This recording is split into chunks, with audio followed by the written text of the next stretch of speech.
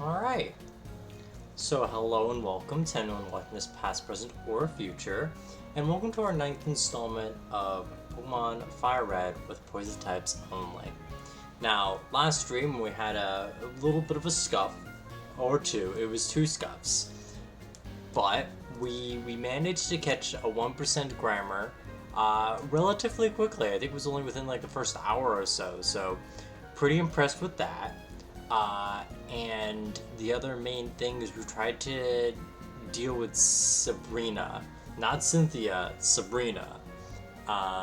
Don't, if you hear me have ever said the 7th, 6th gym leader of Pokemon Kanto is Cynthia, that is a dumb, silly statement that I've never said before, and you're all crazy. Ha ha ha, unless. But yeah, we tried to deal with Sabrina, and most of her gym was pretty manageable. It's really just Alakazam. We just can't outspeed Alakazam, and that's kind of the big problem. Even when we were lucky and they did a Future Sight, we were not able to get a good hit in, which led us to have a little oopsie-doopsie.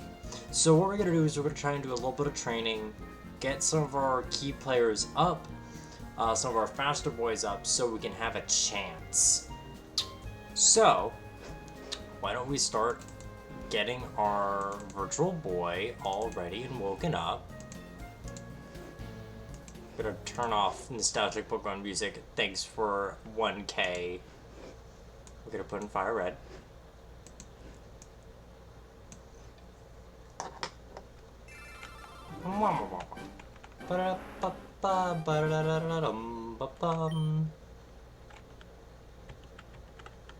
Alright.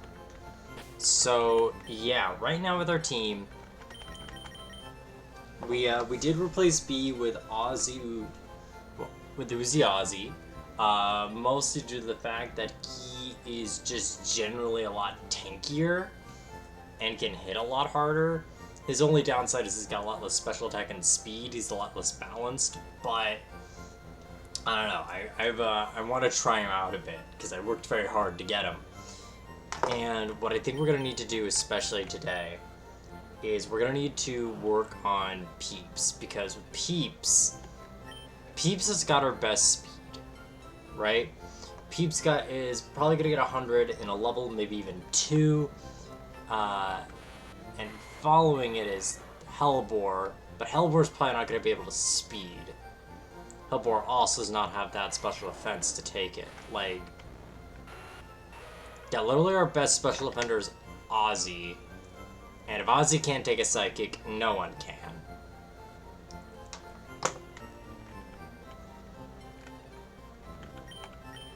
Let's see, is there anything we could...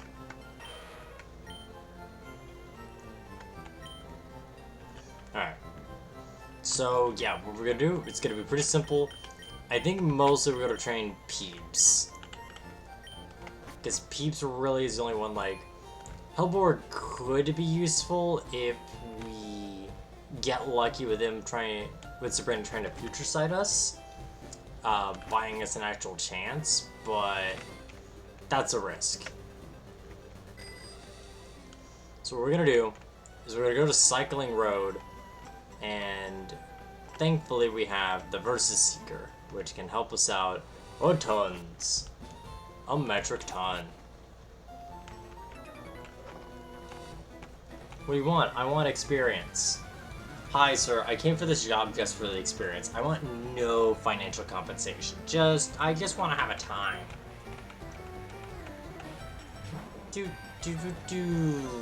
Okay, not the best levels. But maybe enough to get us, maybe enough to get us a level. Alright. Okay, perfect. Alright, I want to try and get Peeps to at least level 40. Destiny Bond. I don't want to rely on Destiny Bonds, so I'm gonna say no. Because, like, especially in the case of, say, like, Alakazam, like, if he's gonna kill me, it's kind of like, well, you're already gonna do it, and I think I could probably try and take you out with a Shadow Punch that's super effective and physical. Oh, wow, Peeps gets good chunk of XP.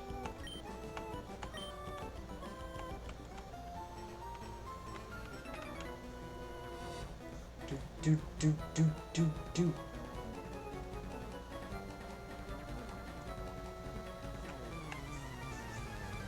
Alright. Let's see how it does against Sludge Boy. Let's go Sludge. Let's go for... Oh, he's a Wheezy boy. This boy is like Louisey. King Louisey the 14th. The Sun King. The Sun Wukong King. That's right, the 14th Louis of Bourbon was actually the Monkey King. I don't know if you knew that. But it's true, actually. And if you don't know that, well, sorry, don't know what to tell yourself except get good with history. Just know things more, alright? That's all you have to do. Just learn good. Bum bum ba dum bum. Do do do do.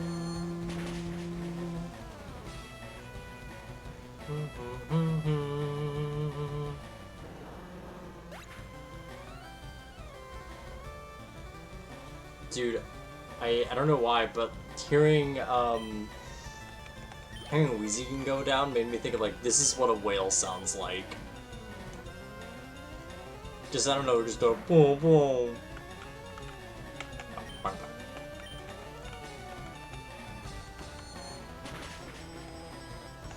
Do do do do do do. Yeah, I do think we made the better decision of having Peeps instead of a Venonat. Or Venomoth, rather. Because, like, Venomoth isn't bad. Here, I am actually going to look at Venomoth on my other magic mirror here. And just sort of look at him. Because I would like to see Venomoth Pokemon, specifically.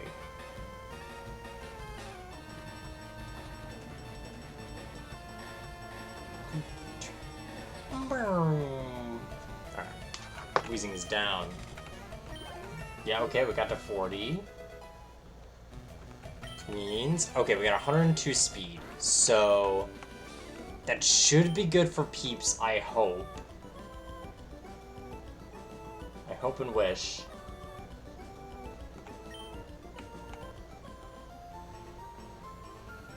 Also, yeah, even looking at, yeah, because I'm looking at the moveset for... Oh, wow. I'm kind of looking at the moveset of Venomoth on my other magic mirror.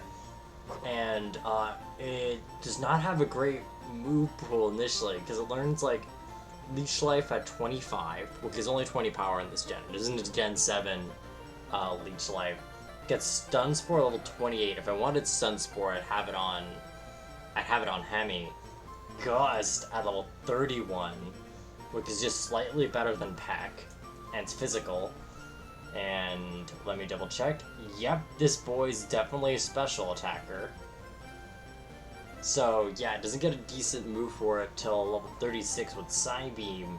Level 42 gets Sleep Powder, which again, if I have Hemi, I already have. And level 52, he gets Psychic. So yeah, I could use the TM, but also he also is not made to have Psychic till like by the time you're fighting Elite 4. And his moves do not support him being a special attacker, because really the only moves that he can really benefit from being special is Psybeam, Psychic, and he can learn Solar Beam?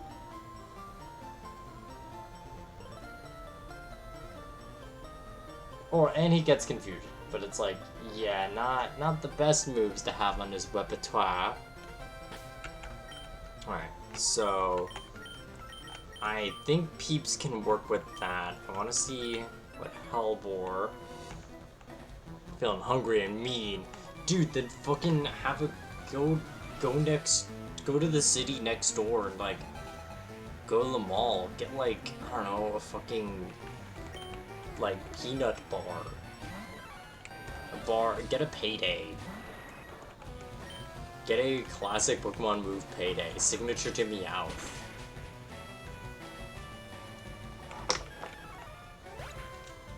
Wow, wow, wow. Ooh, perfect.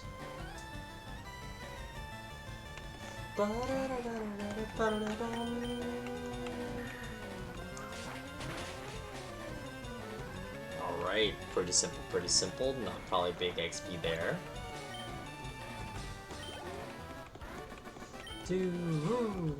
Bad, very bad.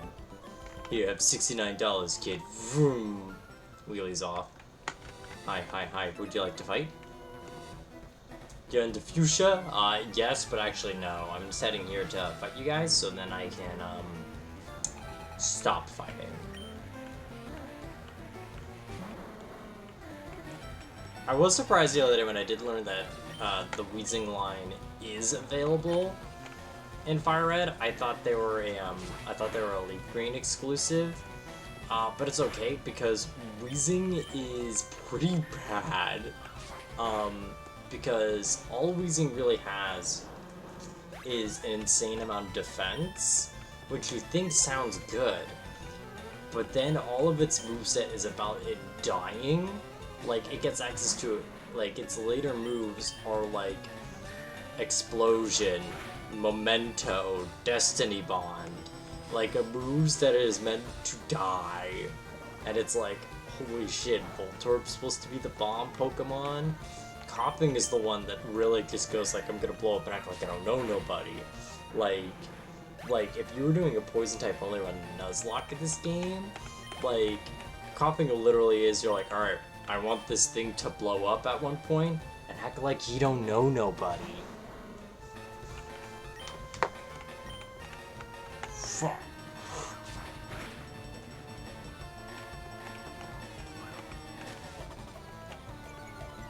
Because yeah, like, other than that, it can tank pretty decently with having Levitate, so you don't have to worry about ground type weakness. You know, it gets Smokescreen, which is more annoying than it is useful. You know, it's there for the evasion strats and to be tanky, but it can't really do anything with its tankiness because it's just weird. Ba-da-da-bop.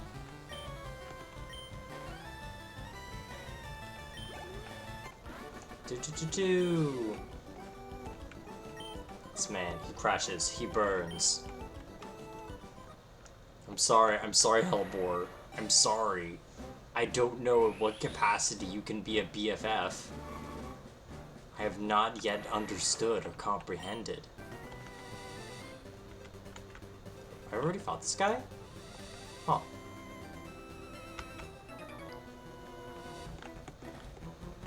Use a little exercise, then get on your bike instead of your motorbike. Whoa, work with those pedals.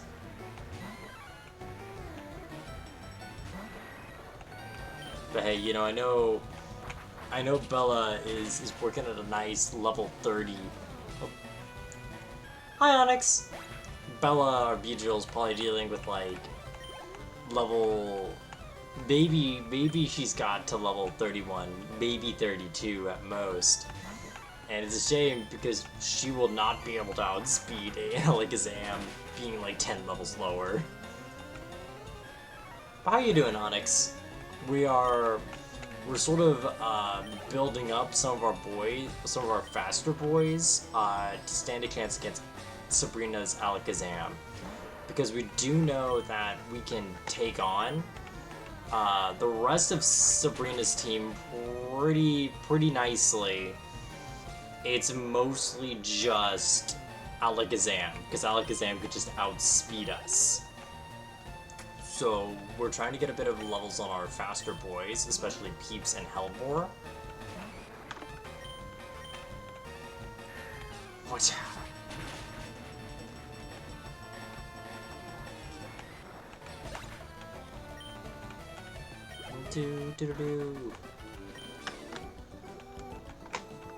Good workout. I did a good job just standing here and yelling. Really worked out the lungs. I fight. Wait. Hello, monsieur. You know, it handles pretty nicely.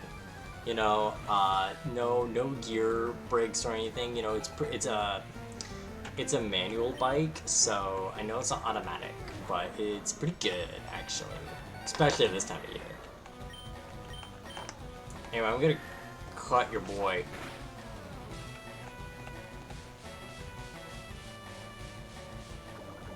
Whatever, do.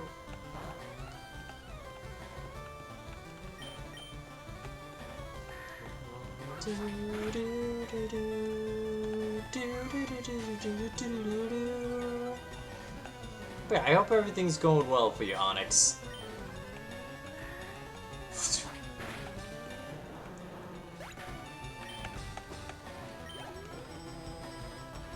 Alright, well, at least we're gonna get Hellboard level 40 as well. Oh, I was gonna try confusing, but that is okay. Dude, I'm just only imagining how horrifying it would be for, like, a pile of sludge to just, like, scream at me. Especially one that was animated by the moon's X-rays. You know what? I am kind of curious on what Muck's Pokedex is. If Grimer is all about lunar X-rays, right? How does it go even further beyond? Does it even go further beyond, or does it just go like, man, fucked up if true?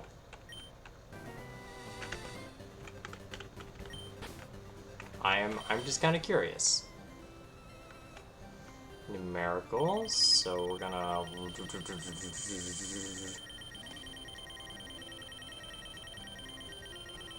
Oh, Muck. It's unusually undetectable because it blends into the ground. Touching it can cause terrible poisoning. It can camouflage? Where? It's purple. Does it become mud-like? Can it get, like, more of a brownish color or something? Is that how it blends into the ground? I get, like, in water or something, how it could sort of be undetectable there, like in like more salty areas, but what? Whack.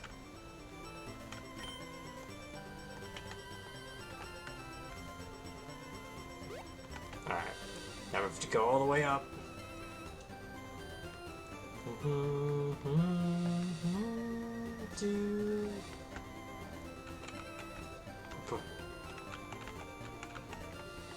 I'll give you the option to surf. At least not uphill.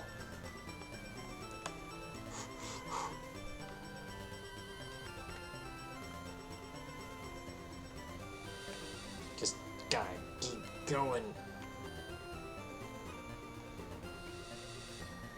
You know, I know, like, earlier in this playthrough I was talking about, like, oh, Mount Moon would look really good if they, like, you know, added some detail. They're like, hey, when you start Mount Moon, there's, like, craters in the ceiling or something because of the asteroids that fell there, and that's why you don't have to use flash or anything. But, like, I feel like for, like, Cycling Road, they should also be like, hey, also, look at this. There's a hill. That's why you go slower when you're going uphill, and this is why it's faster when you're going down. Like, and make that a nice, like, little visual that they couldn't do in other gens, but I don't think they do that in Let's Go.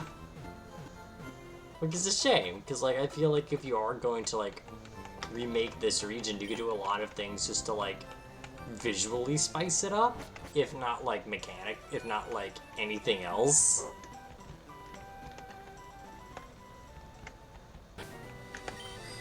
Alright, so now we're gonna go try out and see how a level 40 peeps looks like for this gym. When I do that, I'm gonna get out the funny little My old gym puzzle map. Alright, I have that open, so then I can not waste as much time. Alright, I have to go this upper one here. Go down.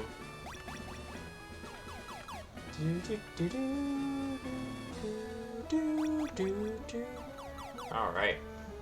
I will say, I think Sabrina actually looks a lot cuter in her like surface world sprite. Like, I don't know, I think when I usually think of Sabrina, I think she's like cool looking. But like here she just kind of looks cute cause it looks like she's got like just shorter hair and like almost like a bowl cut. I don't know, she looks like a dork and I appreciate that. Alright.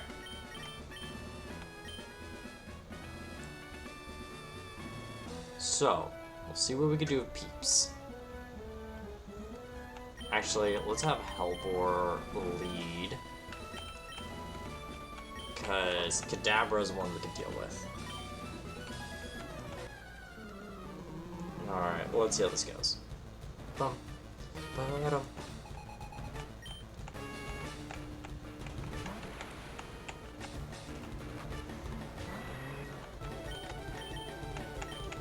Hop.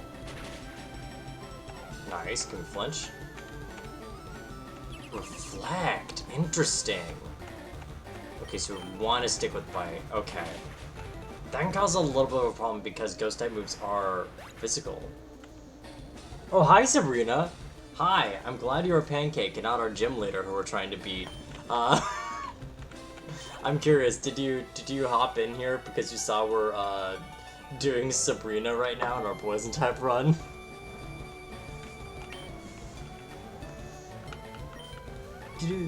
Because if so, I think that's kind of cute. Hop. Flinch.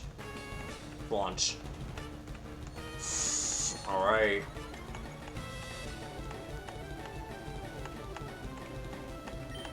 Hear me out. Flinch or crit. Flinch or crit. Alright, because it's special.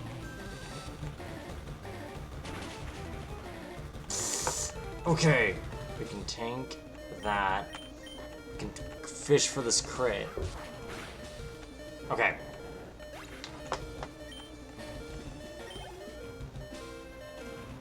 Well, that was even with a Combine.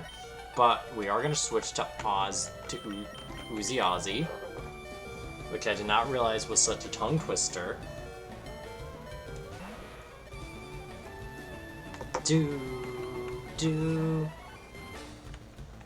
Oh, and the Reflect wore off pretty early. That's good.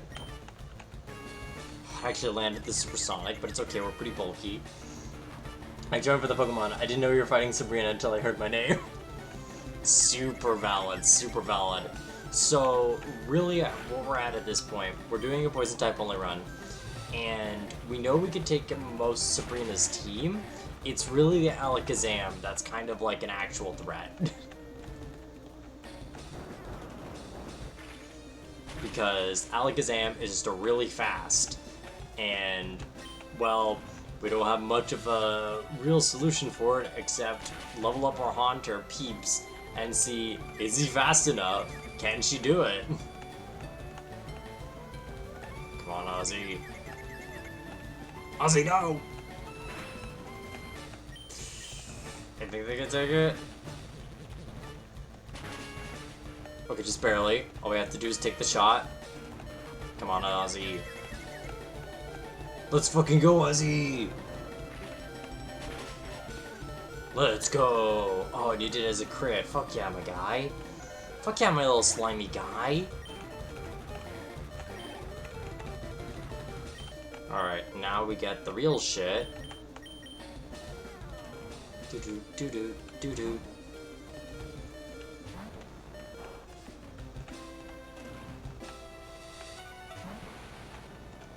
Alright, let's see if we can outspeed. We can!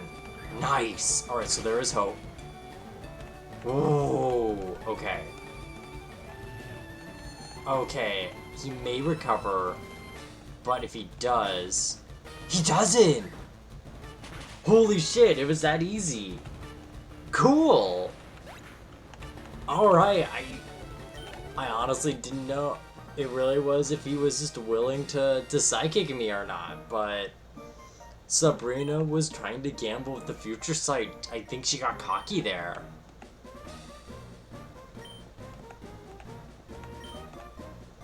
I remember doing Sabrina's fight in Let's Go Eevee.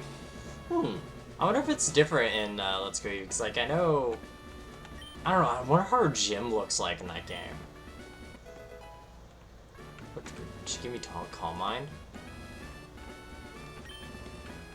Because I know she doesn't give me Psychic. It is Calm Mind. Cool. Neat. I don't think any of our boys get that, but it's still a cool TM. Yeah, if you want to... Sabrina, if you want to look at how the Pokebot works, just look up exclamation Pokehelp. Though the best command to start it is going to be exclamation Pokestart, I think.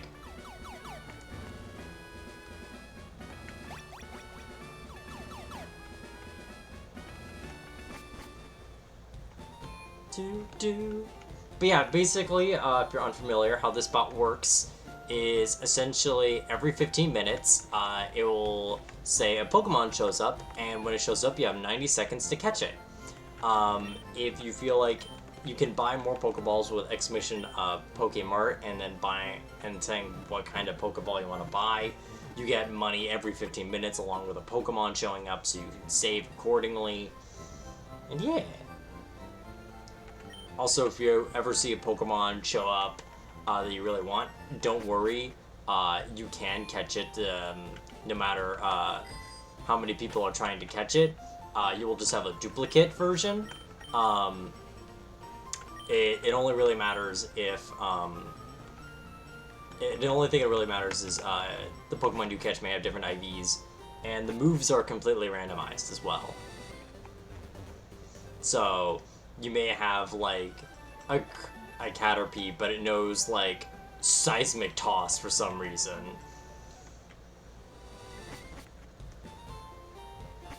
And if you ever want to, I know when you get about, like, 6 of the boys, you can start battling with other people while you're just casually watching stream.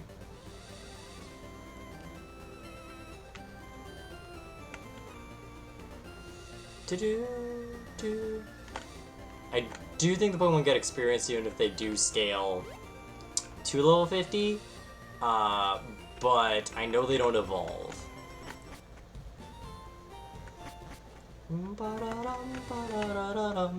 Alright, why don't we...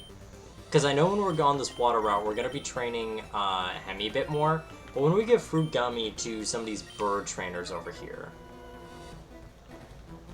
I always take every grassy area for new Pokemon, which is smart. Good thing to do.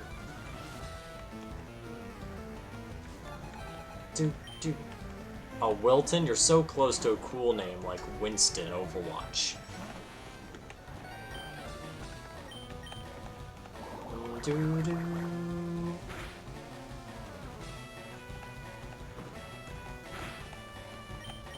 Man, you know, I sure look at Overwatch, and it's a game I don't... it's like, man, I really don't want to play you, but sometimes Overwatch is like, it's kind of like a Skyrim game, where it's a game that's like, do I play it because it's good? No. Do I play it because I want a great experience? Not really. You just kind of play it because like, oh, okay, well, I guess I'll play a video game. And, you know, maybe I could be a funny monkey. Unfortunately, in Skyrim, you can't initially be a funny monkey, but you can be a funny lizard, or a funny kitty. So there's that, at least. I do know Overwatch was originally going to have a cat with a jetpack that eventually became far, but that was considered too silly. So that's why they have a gorilla scientist who lives on the moon. You know, that's a serious character. His name's Winston Overwatch. It's his canonical name, actually, if you look it up. And he's a funny little guy who likes peanut butter. and also is canonically one of the strongest people in Overwatch because he's beaten up a terrorist who has a mecha arm. So he's like kind of the best character. Figured out why I couldn't catch it, needed to buy Pokeballs. Hopefully I can catch the next one now. Oh, okay, you already have okay, you have started. Cool. Got it. But yeah, Winston Overwatch, only Overwatch character that fucking matters. But also, what was another character in Overwatch that passed the vibe check that the cat with the jetpack didn't was Hammond, who was a hamster also from the moon. And Hammond apparently sabotaged the entire lunar colony, killing everyone in it, going into a hamster ball mech, falling into Australia, where then he became the junk bot champion, because Australia is just a nuclear wasteland, like it's just Mad Max straight up, and there's a town where they just have mech fights with each other, and the hamster's the best one at mech fights, and Overwatch says it's a very serious game, and it's not. But I guess they can't have a cat with a jetpack in it for some reason. Oh dude, this guy's like farsighted. He couldn't even see me until I was up close. But yeah, Winston Overwatch also is probably one of the only characters from Overwatch I think would make a fun D&D build. Because I know there was a point I thought very intently about, oh man, how do I make Winston Overwatch into a funny D&D character? How can I make Winston jump? Oh shit! Oh fuck! Yo, what? Fruit gummy, no! They put my fruit gummy into the freezer! Alright, I think he's gonna pursue. Wait. No. I do, holy shit.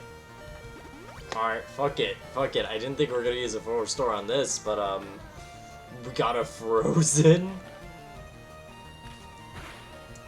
They froze our fruit gummy. We had to put it in the microwave. We had to put our oh god, a fruit gummy in the microwave sounds like the worst. It'd be like partially melted.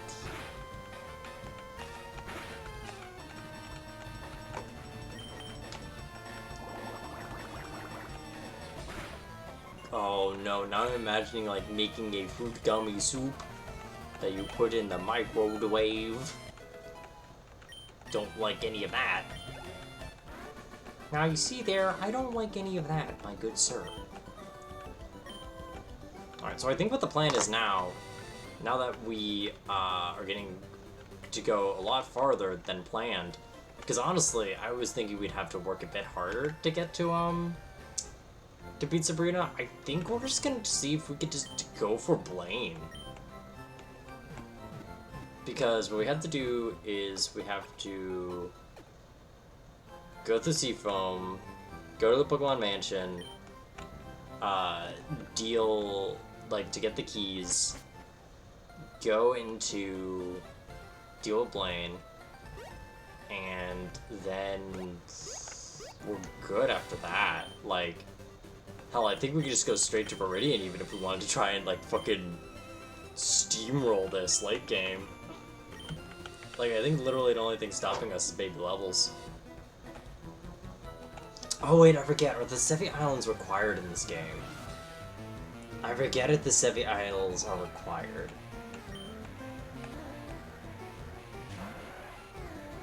A warm, partially melted fruit gummy kinda sounds like it'd be...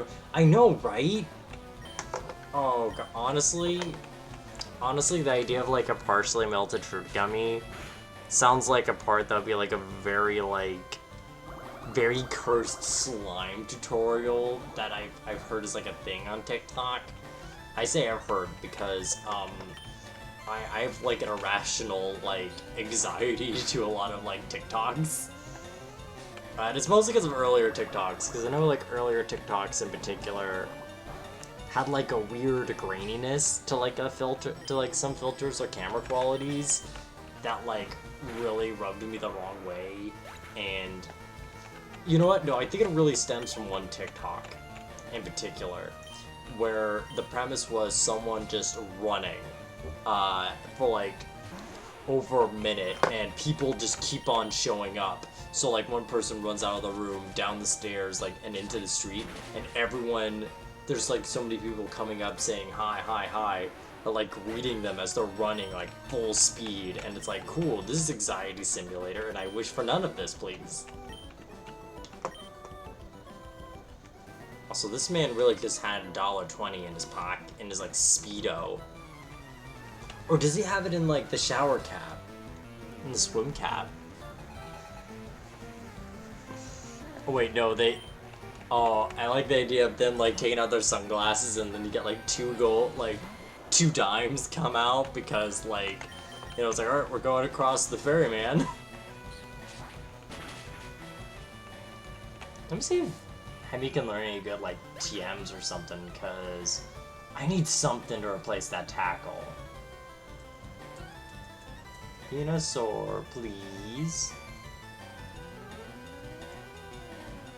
Venusaur. Alright. Ba-da-da-ba. Ba-dum-ba-dum. Horsey. The chicken 3. Because let's see, he's... Oof. Okay, because like, natural learn set, like, Hemi over here is not going to learn a lot. Hemi's mostly going to learn how to grow, which is pretty good for Hemi. Just happens to be really late, so it's like not really the ideal spot to get it. Synthesis is pretty good, mostly just because that's just like, healing, sustainability. And then you get Solar Beam, but there's like no initial sunny day. But let's see,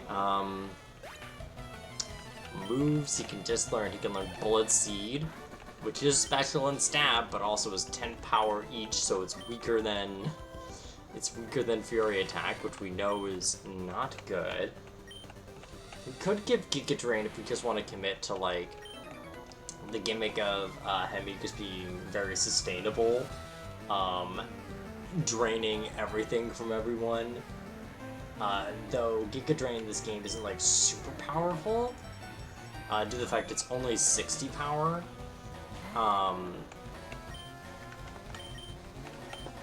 It has a lot, it's like half the PP that it does in really most games afterwards. Can get Earthquake, but Earthquake's not really gonna be for Hemi. Like, Earthquake's definitely gonna be more of a Ricken move. Baby's secret power. That could maybe be worth it. Return would be a better tackle if we get Return. Frustration's not a good move, so we won't win that. Oof, yeah, no, Hemi doesn't really get a lot of good moves.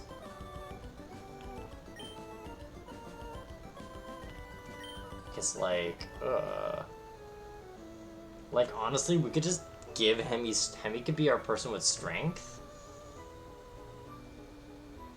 Cause like, Hemi kinda needs something to replace tackle.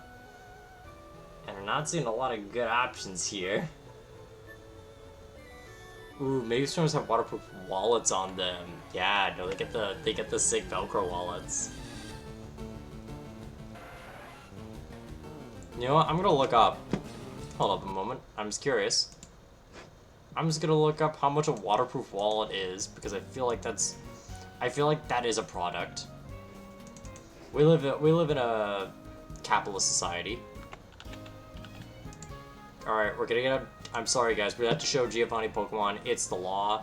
Otherwise it will not show it on stream. So we're just gonna look up waterproof wallets. Waterproof wallets for swimming. Ooh, okay, let's see. So, Oh, ooh. What is... These aren't the wallets I've seen. They...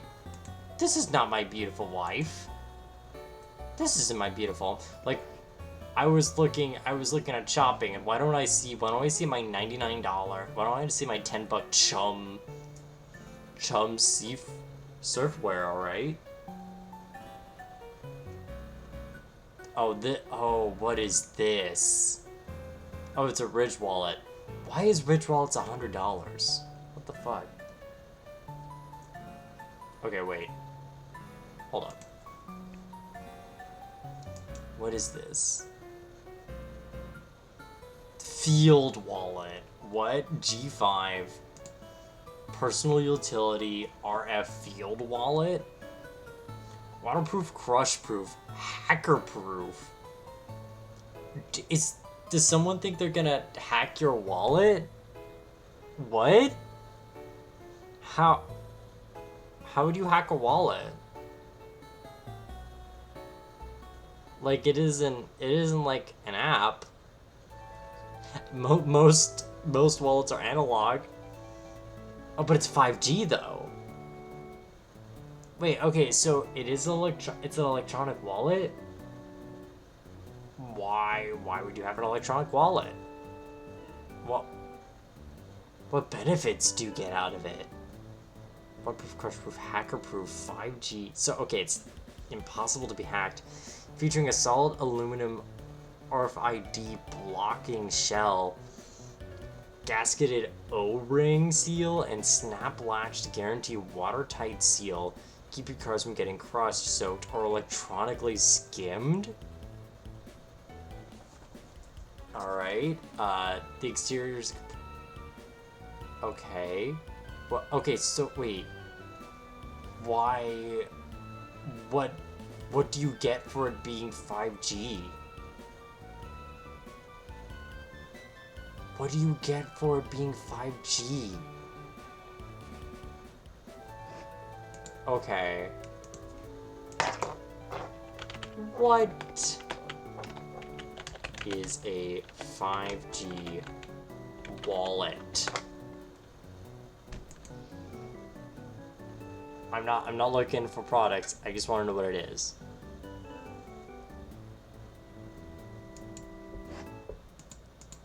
Okay, it's just giving me products. I just want to know what are 5G wallets. What does that mean? Oh, okay, I guess that's for your phone? Oh, okay, it's one of those things you put your phone... Okay, you put the wallet and it has your phone. Okay, that makes a bit more sense. But then, in that case... Oh, okay, it does have a space for your phone. Okay, that makes a lot more sense for me. Okay. Understandable, actually. Have a nice day.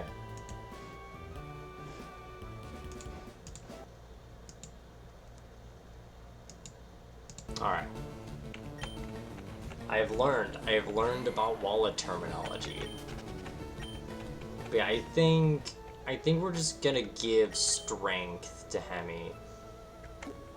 Because, like, I know strength isn't, like, the best move for him, because he's more preferably special, but it's gonna be way better than tackle. Like, strength's 80, yeah, it's literally twice as good, a little over twice as good as tackle. Ooh, got a funky little Bergmite. Honestly, Bergmite's a weird Pokemon, because it's like one of those, like, weird Gen 6 Pokemon where it's like, I don't really remember Bergmite, because it's like at a weird point in the game, and like I know the last gym leader of Kalos is like it's Avalugg as like his ace. I was like, cool, but like also you don't do much, like, because it's a pure ice type tank, and like that doesn't really work out well, because ice is so vulnerable. Even with a lot of defense and HP, you can't really do anything with it. Like, I appreciate, I appreciate that, like its artists tried to give it, like, a regional variant, but it was like, alright, we're gonna make it, that's right, Ice Rock, so it's even more vulnerable and a worse tank, and it's like, no! No! Because, like, at least if it was, like, Ice Ground or something.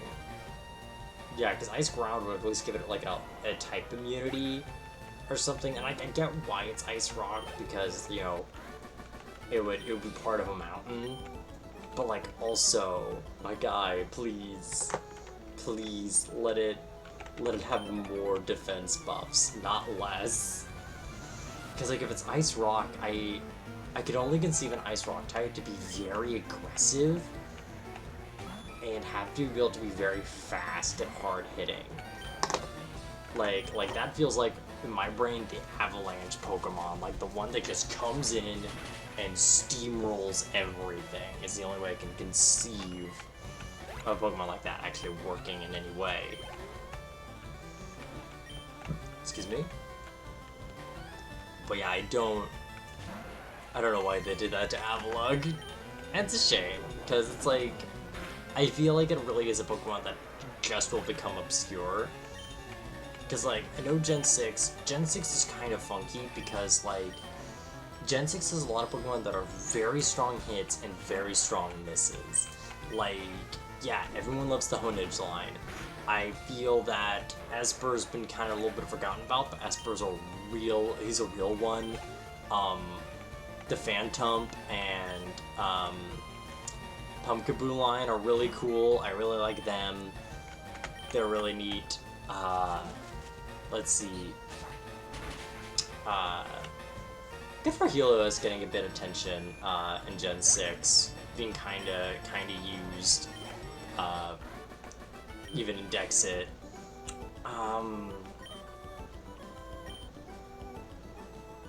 But like those are at least ones I can think of, like, right at the top of my head.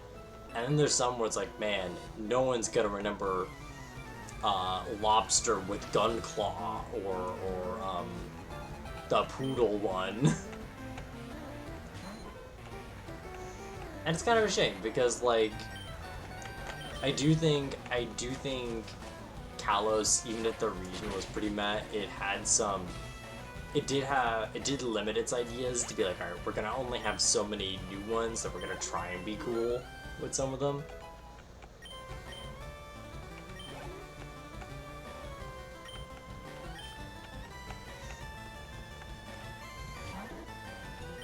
So let me think. I know Pavilion was a really cool gimmick idea, and I don't know why they haven't let you have Pavilion in any other game, because Pavilion has a really cool gimmick, and honestly, now that...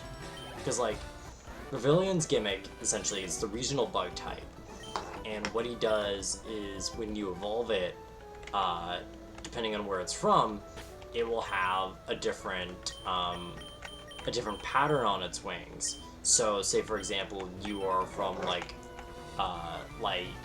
maybe Alaska or Northern Canada, you'd have the polar design for its wings, or like, hey, if you live, like, in New York, you're gonna have, like, urban design. It has, like, 30 different designs of what it could be, and that's really cool. But then it's like, cool, I hope you liked it, we're never showing it again. Oh, acid hits both. Interesting, I didn't know that.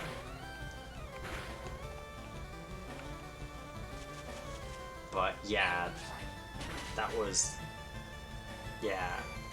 It's like, I don't know, I feel like, especially in how Pokemon fans like to really collect, and the whole point of it was to encourage, like, international trade with Wonder Trading, and the fact that, like, Pokemon X and Y was, like, the first games that were, like, released internationally at once, instead of, like, Japan gets it now, and then, like, in a few months, the West is gonna get it, you know? It was like, no, we're all gonna get it at once.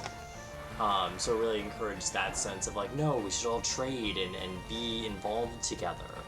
I really like that, and I feel it's kind of weird if they just sort of neglect that in these gens, especially because I feel like it sort of makes it seem like Pavilion is a global Pokemon, like it just migrates everywhere. But yeah, let's see. I'm just going off of like the aces of like the gym leaders in Kalos. Okay, the fossil Pokemon were pretty solid, and I'm glad they're still staying. At least in Gen 8 with Arctic Tundra.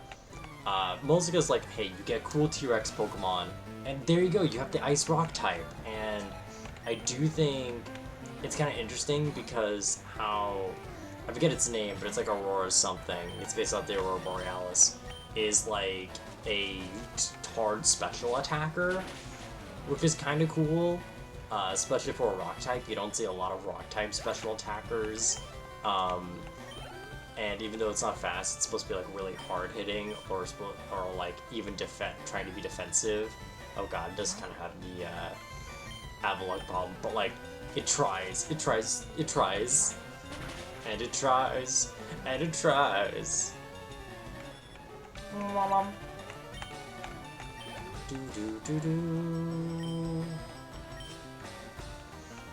But yeah, and let's see what else we got. Yeah, and Tyrantrum, that line's really solid. Of course, you got Sylveon. I know it's the fairy one, but it's like, yeah, everyone loves Sylveon. Sylveon's real solid. Let's see, what was the third gym? What was the third gym in Kalos? That would have been...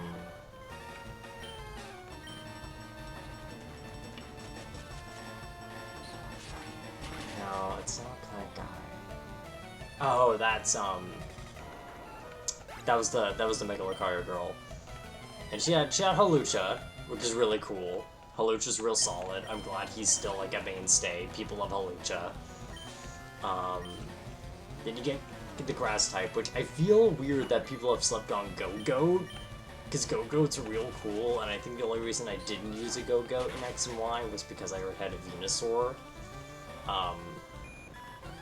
But yeah, no, Go-Goat good. Go-Gurt is a cool Pokemon. Would support him in the polls.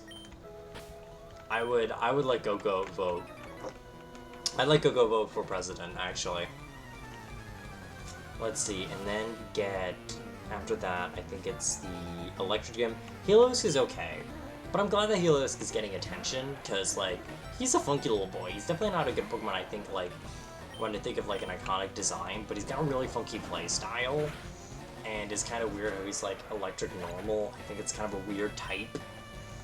He's kind of a weird, funky little guy anyway, so, like, good for him. Let's see, what else? Who else we got? We did the fairy one. After that, I think it's the psychic one. I think she just has the Espers. Yeah, I think she just has an Esper. The Esper evolution. I do like how they tried to do like a Gen 1 thing where they are like, this Esper could become essentially two different Pokemon depending on its gender and have two different movesets. If it's female, it'll be more aggressive and like heavy special attacker, but if it's a guy, it's gonna be a lot more defensive, which is pretty neat. I know Esper was a Pokemon I used on my team because I like Esper and I think he's a funky little guy. Let's see. After that, then there's Avalok, where Avalok is like unfortunate because it's like they try to make ice types like a big late game Pokemon, and like they don't. I feel like the big problem with having ice types be a late game Pokemon is oftentimes they don't have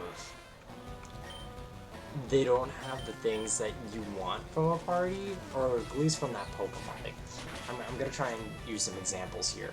So I think, like, say with Pokemon Platinum, right? When you go up to that section right before Snow Points is the point right before you deal with all the Team Galactic Climax stuff, right? You have an access to some Ice type Pokemon, right?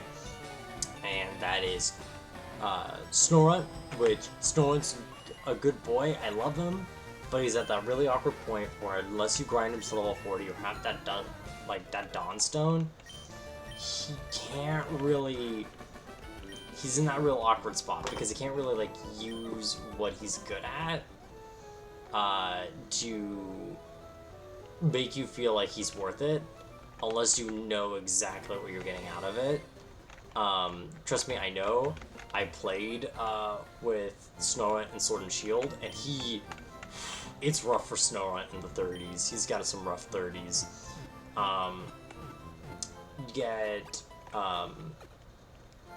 You get Snover, which seems like a good Pokemon, but then you realize, like, oh fuck, if any Fire-type move gets to him, he's down.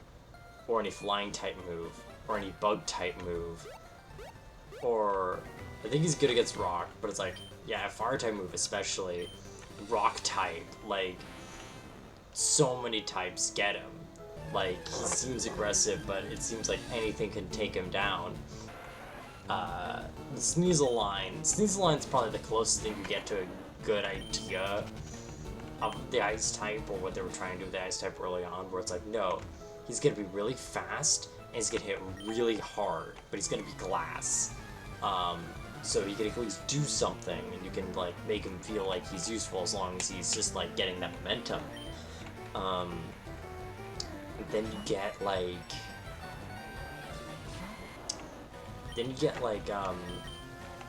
Swinub, where Swinub's a bit better with the Mamoswine line, being a bit tankier and a bit more aggressive because it's ground type, but also it's still ice type, and it really suffers from, like, not really getting that rock resistance, not really doing well with grass types, where it should be, like, a really good counter to, and it's just kind of, it's a shame.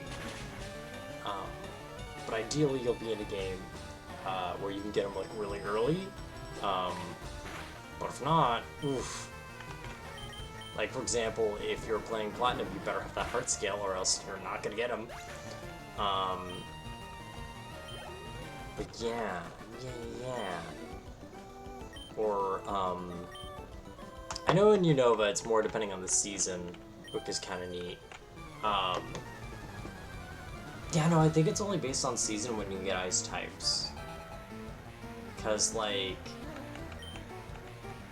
Cubchoo you only get during winter. Ragdoll you only get during the winter. Let's see, any other Pokemon you only get in the winter?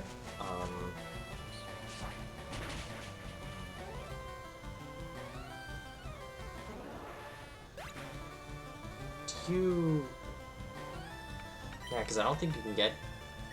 But you can get Vanillite any year because of that cold storage. That's kind of it. Wow. Yeah, and even then, like, Vanillite... Vanillite's a good special attacker, but that's really it. Black and White 2, I think, is better at giving you ice type variety because they have that one really cold cave. But I know, like, in X and Y in particular, they give... Oh no, they do... They also make ice types endgame for X and Y and Sun and... Wow, they've really made ice types, like, the endgame Pokemon for, like, 3 gens in a row. Because, like... Yeah, no, like... They made X and Y's, like, Final City, like, in an icy area, so... That's sort of been, like, the whole, hey... Watch out, you go to this part of the region, it's all icy and snowy, because the Ice Invader's coming up. So, here's your late game Ice Boys. And then they go in Sun and Moon and go like, hey, the Victory Road equivalent is an ice dungeon, which is pretty cool. But then they kind of do that again in Sword and Shield by making the last route basically an ice type route. Which is just kind of weird.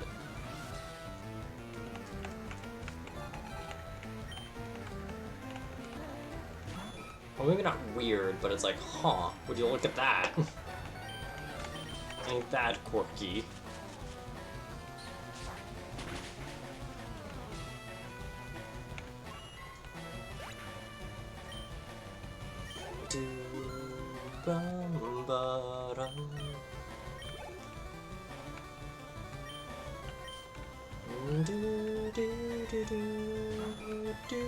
But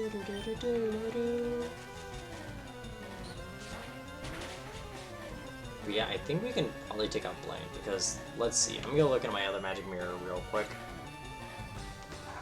But Blaine's Pokemon I think is upper 40s, but but with a water type, we can pretty much demolish.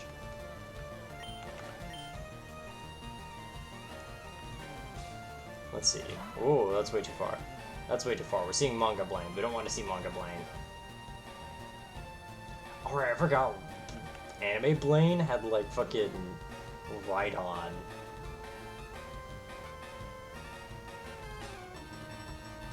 Alright, let's see.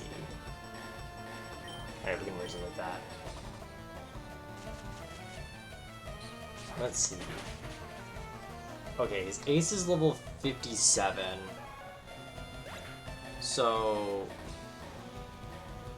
But really all we have to actually worry about is probably Arcanine. But even then, the only thing that's really gonna probably spook us is Roar. Just because that might ruin our groove. Because Growlithe, we're gonna outspeed Growlithe for sure, even with normal Fruit Gummy, how Fruit Gummy is now, or even Fruit Gummy with doing the entirety of Pokemon Mansion, because that has a lot of fire types in it. Ponyta's gonna be easy. Rapidash is not gonna be really any better. But yeah, Arcanine, the only one I think could actually be like someone to be an actual like threat to any degree. But we also Rock Tomb on Ozzy, who I think could do pretty decent with him. Like, he can probably tank it a little bit.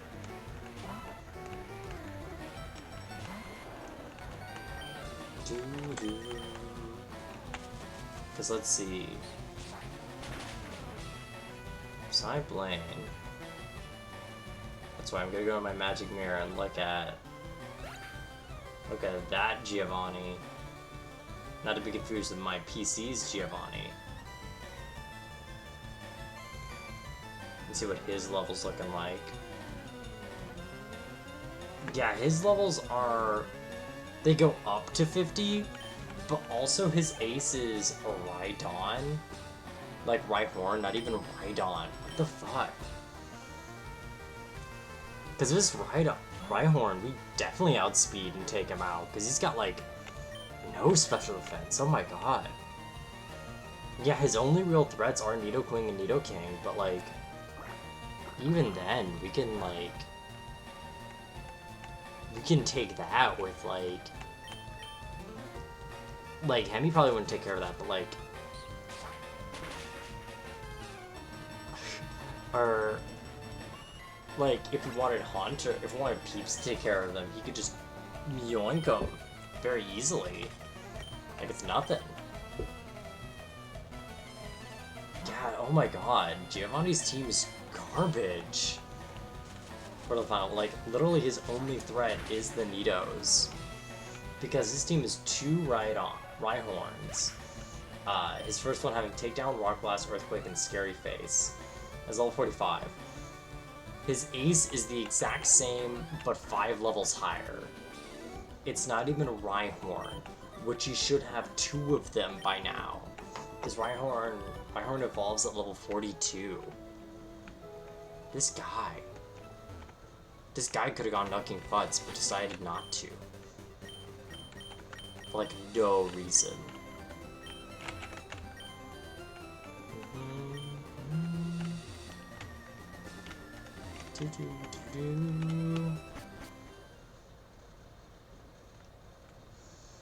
Oh, hey!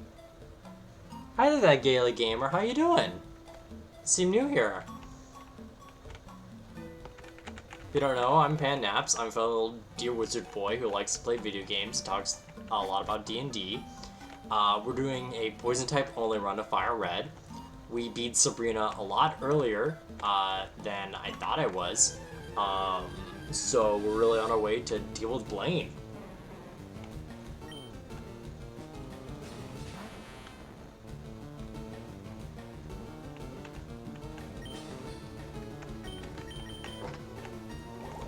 Hope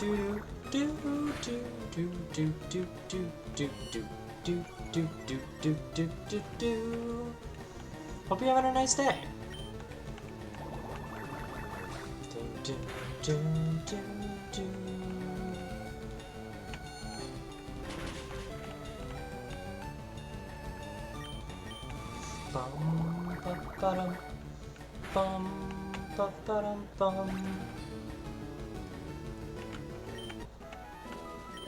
Oh, fruit gummy. Oh, cool, revive. That's neat. Alright.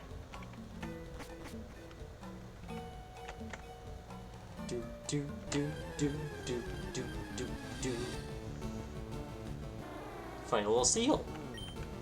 I do know when I was a kid, and whenever I would try to like do the Elite Four, I would always, I think Dugong was like a common Pokemon I tried to pick up because I knew Dugong was like really bulky, and I knew he could take like a few hits. So sometimes I'd be like, oh, okay, I'll try to get Dugong, but he's not gonna do a lot. He's just gonna survive, and that's all I need.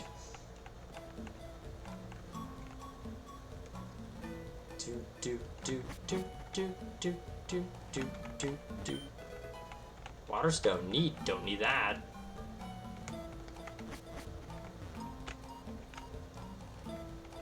Wait, do I just need to go up the other ladder?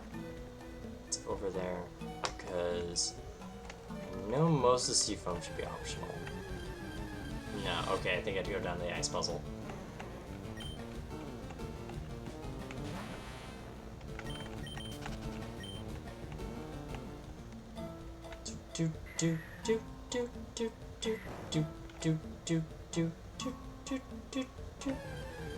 Alright, I think that just goes up to... I don't know, let's see if that goes back to the area I need to go. Because it sure has been a hot minute since I've been anywhere near Seafoam.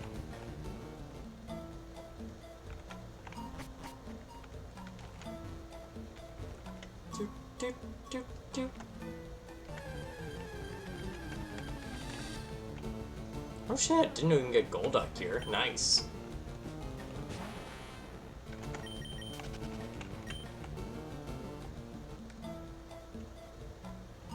I honestly thought Golduck was only in like Sevi Isles.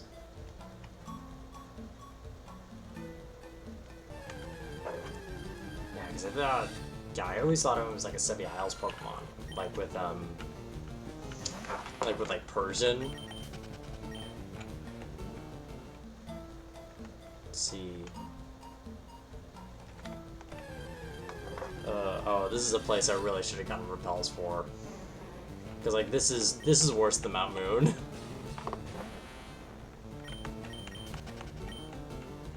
It's like at least Mount Moon we could get a Pokemon from there. Here it's like, oh cool. No ducks. Bats? Fuck yeah. Ducks? What are you doing?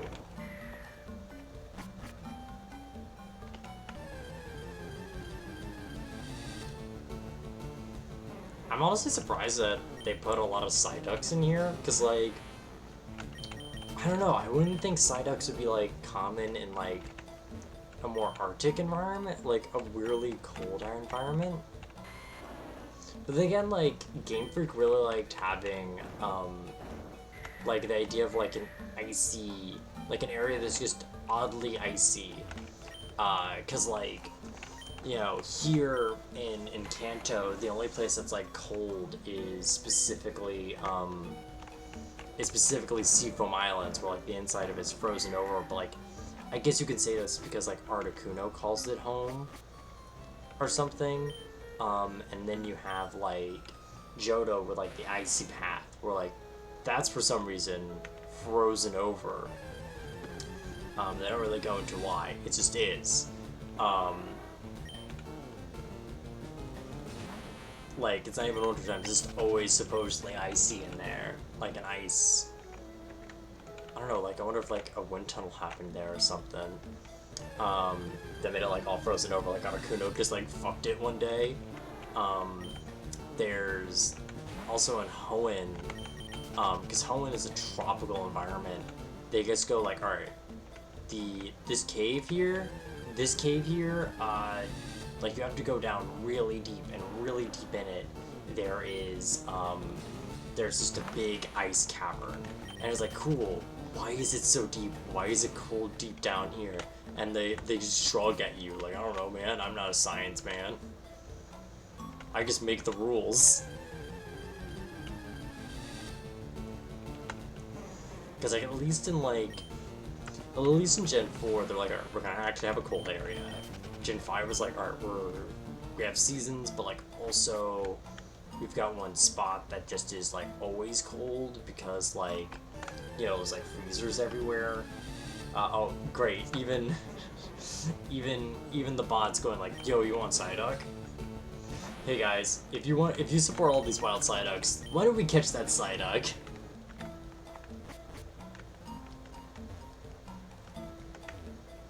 Great, I think I went into a big circle. Cool, cool, cool, cool, cool, cool. Nice.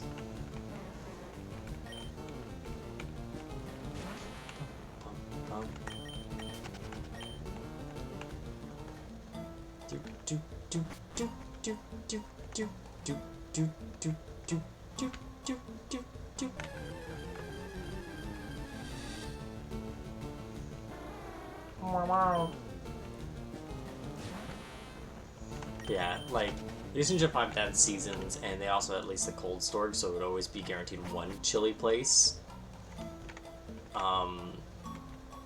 Then after that, then there was like whole ice routes and everything. But like, yeah, no, at first they were like, no, this place is cold. This one spot is the cold spot. But then again, I guess, excuse me, what became the cold spot just became, current, I can't surf there? Okay. Oh, because Articuno's right there. And they tease you with it.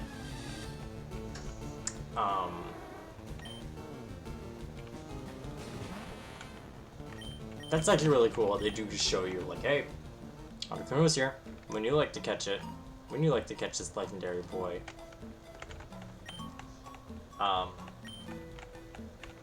But yeah, no, and now I notice, like, the big trend now is sort of, like, desert routes in Pokemon. Like, I think, like, the ice routes seem a lot more, like, plausible in the places they're going to, but then they're, like, also there's, like, a huge desert area here for, like, a reason. Do not worry about it. Like France, apparently, like, oh yeah, right next to Paris, massive desert, horrible, horrible desert. Right next to Paris. You know, the city was known for having, like, a big river in the middle of it, which is why a lot of people settle around it. No, there's actually a big desert next to it. It has, sand dragons. So yeah, there's that. There's, like, in Sword and Shield, there's, like, that one random desert city in England, which just kind of feels really out of place for the region. Like, you know, there's like, the whole, like, oh, yeah, good. Like, I think Galar, for the most part, like, is pretty streamlined, but, like, it feels like it's more of a green or hilly place. So, like, when it's, like, suddenly it's the desert, it's like, I'll buy this. Let's see, where, oh, I have to go down a waterfall to do that? Yeah, I think I have to do a strength puzzle.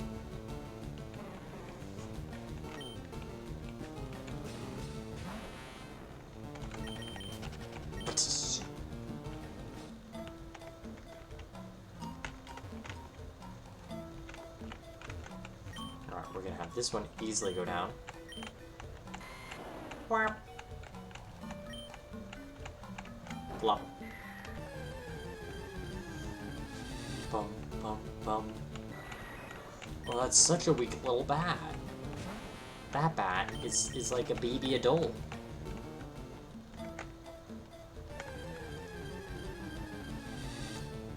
Do.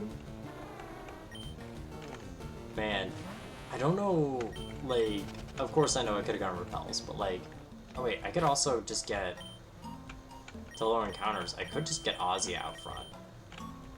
Because Ozzy lowers encounter rate.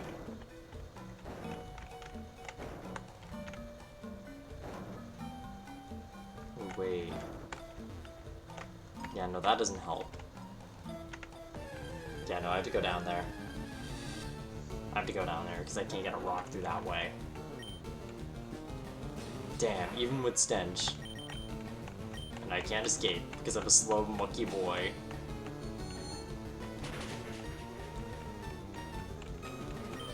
Oh.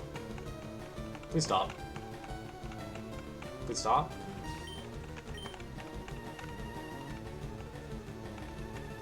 Consider. Yes. Okay. Plop.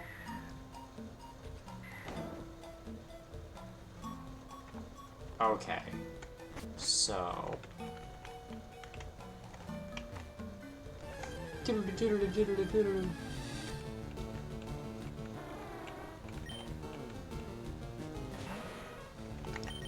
Yeah, slime. Yeah, Ozzy can outrun the seal, like a little baby seal.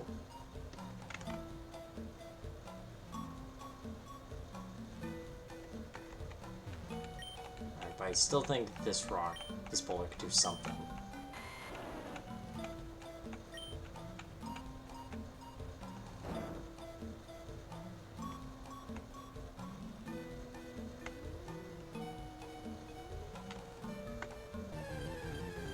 Come on, man. You're a big wizard. You can use your wizard brain.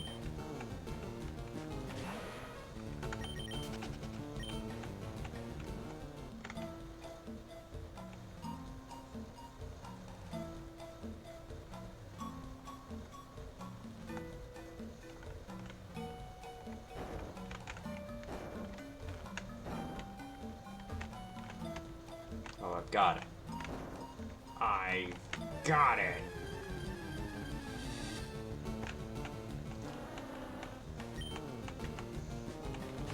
Okay. Oh yeah, it's all coming together.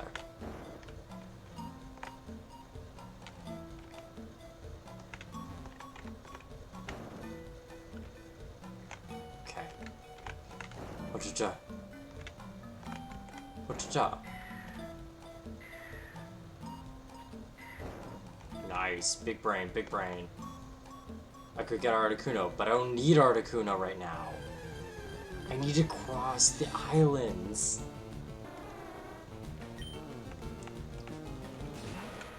But, like, I guess that's cool. But I'm not here to get a bird. I'm here to get out.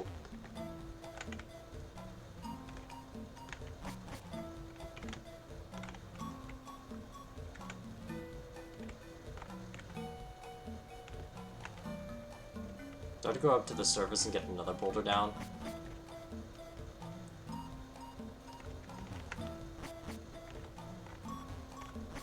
Because, like, I don't see where another boulder is.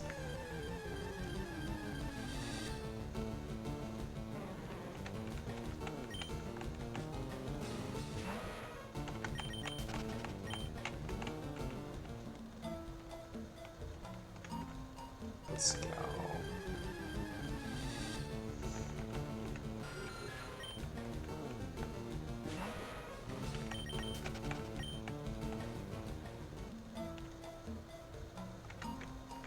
Really, no way to get here?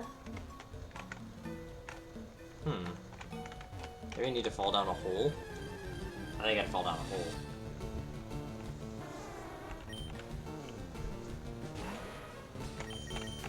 Alright, let's get ready to strategically fall in holes. So...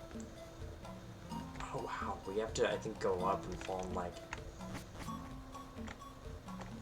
This hole is a good hole, but we need to get to that hole. How do we get to that hole?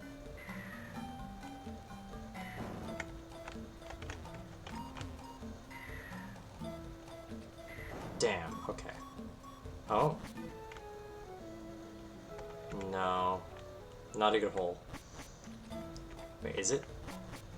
No, this is the hole I want. I think. No, wait, am I in a loop? Did I loop myself in?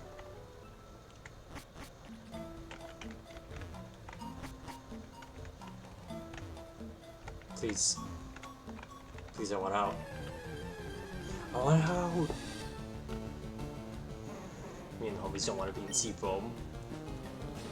Me and the homies want to be at sea, home, where the heart is.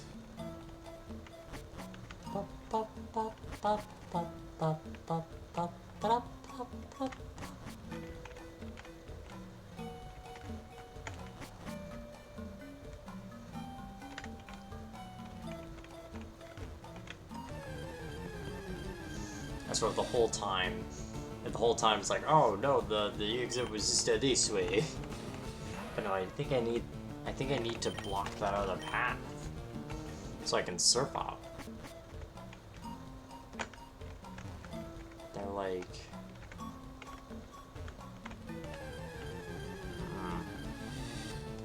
because that area was just for an item.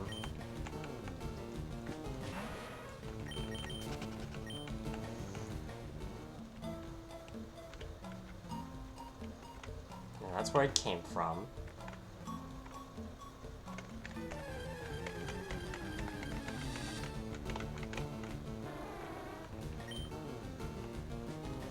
So I don't want to go through there. Do, do, do, do, do.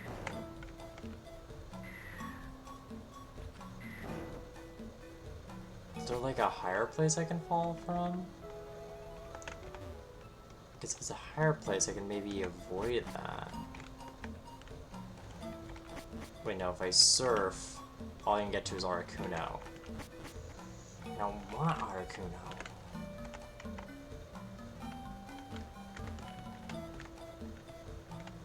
Because yeah, if I go here, that's just a strength puzzle to get to Articuno, but I need a boulder right over here, right next to that boulder, so I can fall down and hopefully just get out.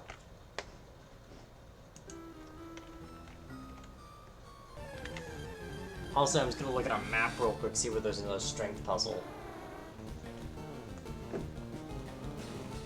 Seafoam Island, Fire Red.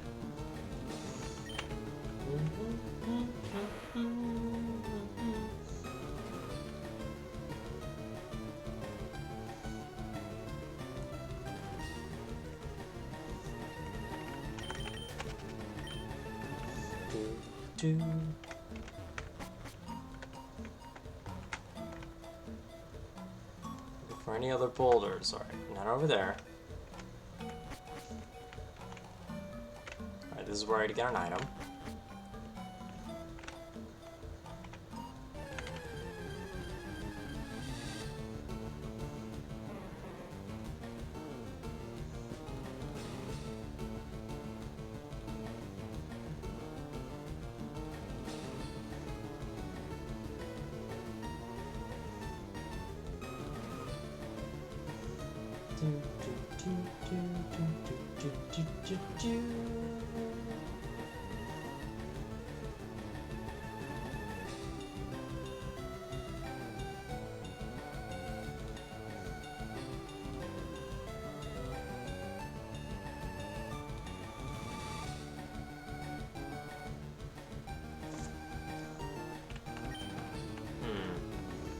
Okay, so what I'm seeing on this map here is I don't... Doesn't look like I need that? Hold up, what level am I on now? I'm on 2.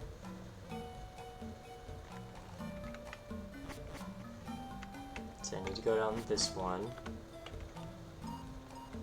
Go down here.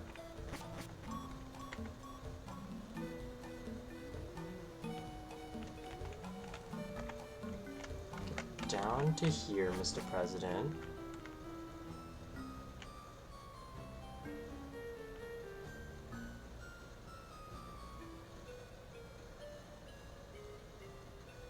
Wait, no. Because there's a... What?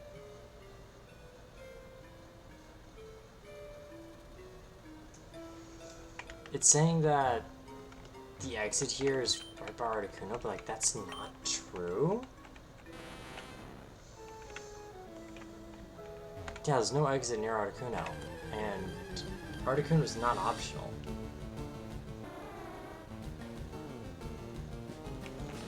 What? What kind of hickadankery is this?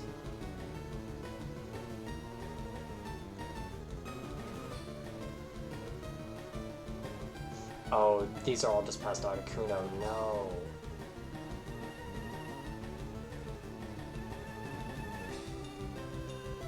Gotta get through.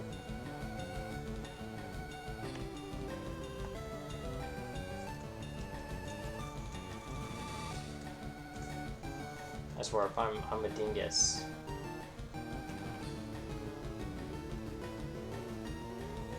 Do do do do do do do do do do do do do do do do.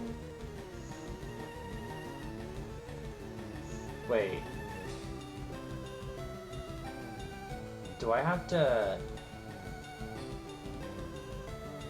Oh my god, I'm being a dingus. I'm being such an idiot. Apparently, I'm looking at the guides and it seems like I can't get to Cinnabar through this way. I have to get to Pallet Town.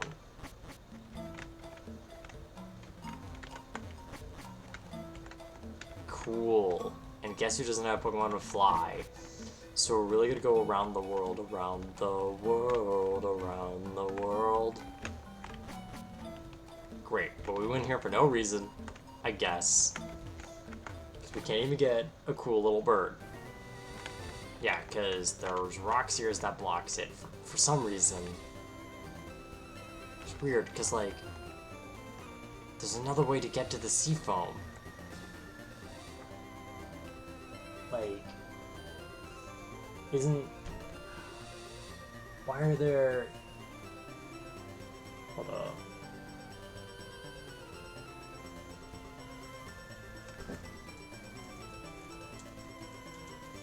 What route is this?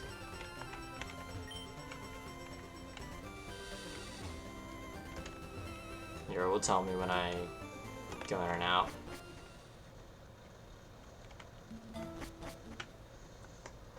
Alright. Now I want to see what Route 20 looks like.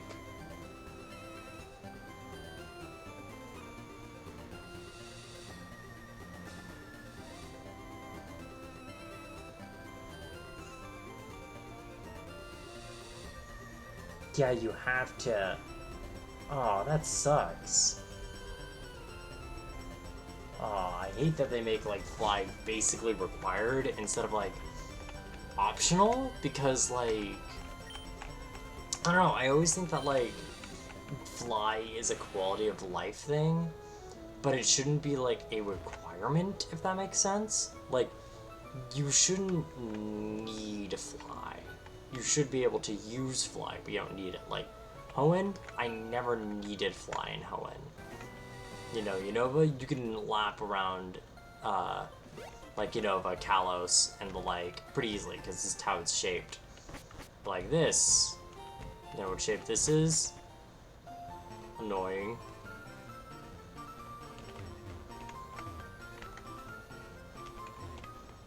Alright. So, we're gonna be cycling back up so we can get to Viridian.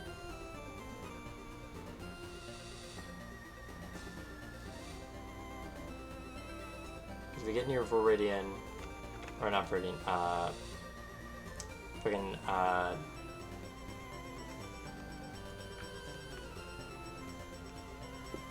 whoa, my brain's having a blank there. Vermilion City. Excuse me. Then we should be a way to hopefully circle back through Diglett Cave. Wait, do I need cut for that? If I do, I will scream. I will scream and have to get Bella out and pay money.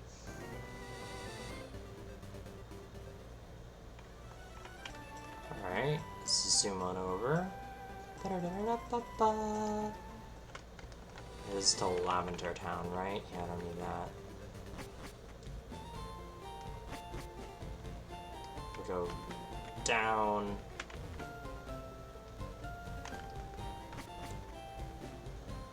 Do do do do do do.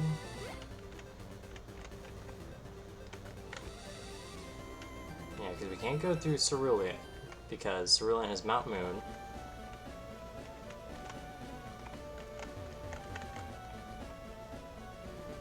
Okay, we don't need that. Okay, cool. Alright, well, let's have Rugummy, because Rugummy can just demolish any Diglett. Any Diglett in this insanely high crit rate place. Oh, okay. I'm actually surprised we made it that far without Diglett.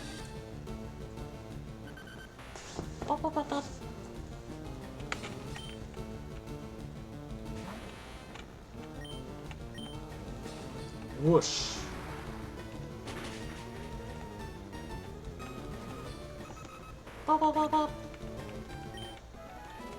Alright, we made it through there. Oh, I see. Now we get the boys.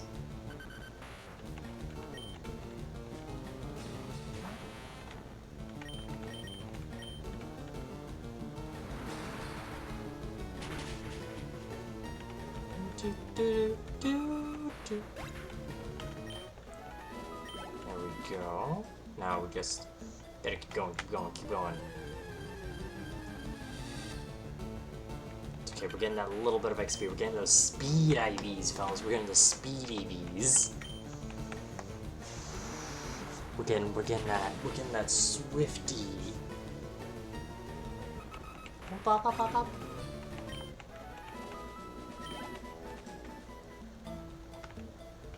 Do. Because hey, if we're forced to get experience, oh no, and if we're forced to get fast, even worse. Whoosh. But yeah, no, I always remembered as a kid that like I had to come out of Pallet Town, like I remember it going from like Fuchsia 2. Oh fuck, do I need cut to get out of here? Oh my god, I hate this. I hate. Alright, Bella. We're getting Bella back. We're getting Bella to cut.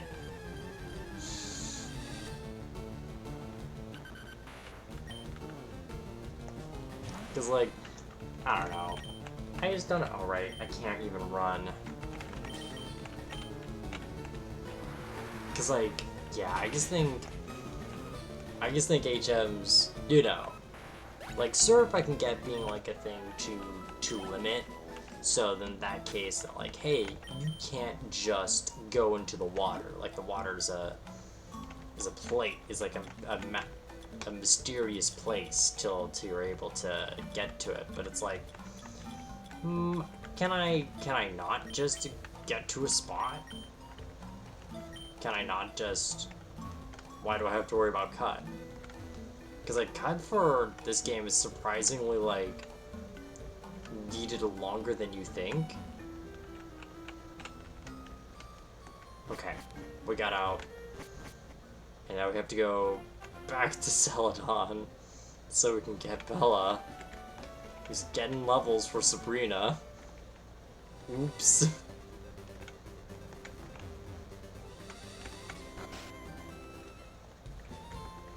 Do.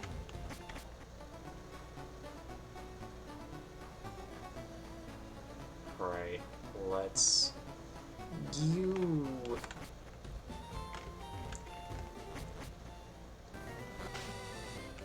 Right, we have to get out of here so we can get Bella, so we can go back home.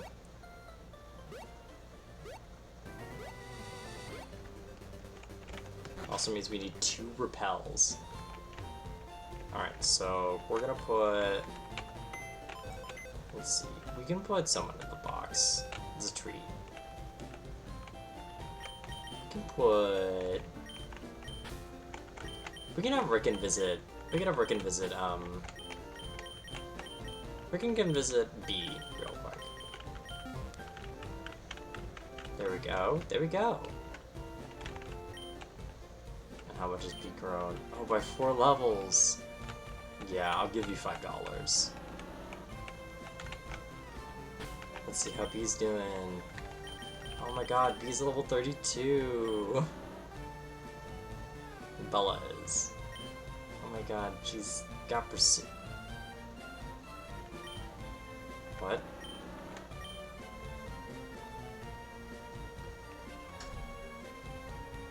Huh. Like, I know they get new moves, I didn't think it'd be from the bottom. I thought it'd be from the top. Well, hope that wasn't important.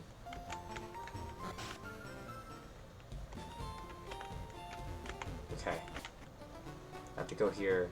For Vermilion, we have to get repels because I don't want to deal with Digletts. I just want to deal with Pokemon Mansion.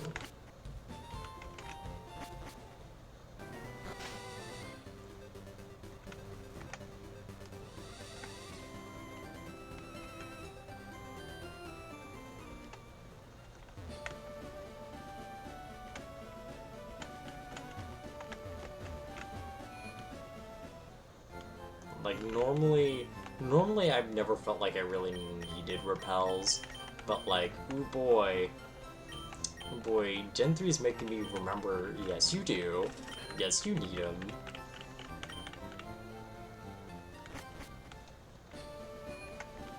Because they're like, hey, fun fact, we're gonna make caves the worst, actually.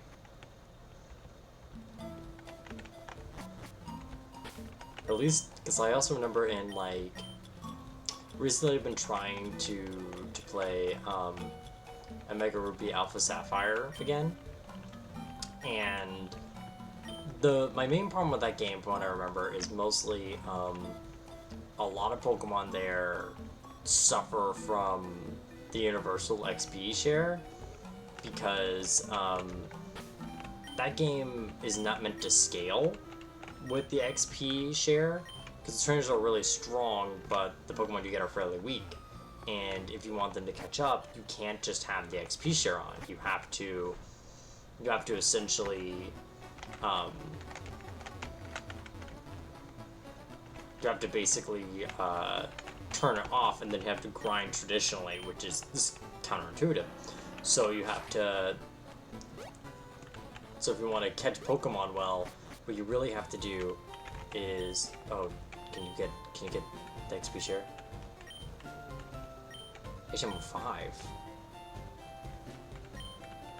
What's HM5? Is that Flash? What was that? It is. Okay, cool. An optional move no one needed. Alright. Oh, we got that ether. Nice. Okay. All we have to do is go home.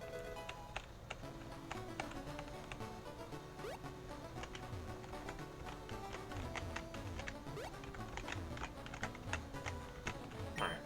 So we're gonna go home. Gonna go to Pallet Town. Actually, first, we're gonna stop at Viridian so we can get our Ricken back. Oh boy, potion.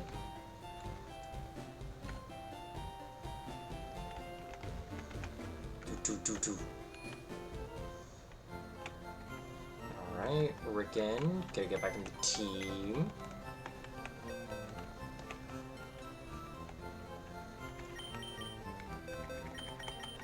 There we go. Get back over here. Bella, you gotta go right in here.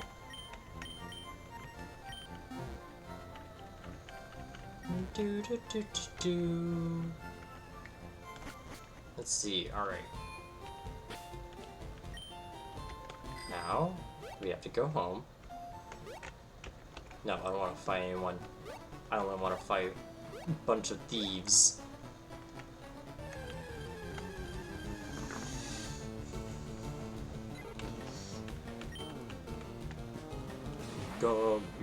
Gummy, oh, my favorite Oingo Boingo song. Let's go. Can I please get the town map? Can I please get the town map? Daisy, please. Oh my god, thank you. Finally, at last.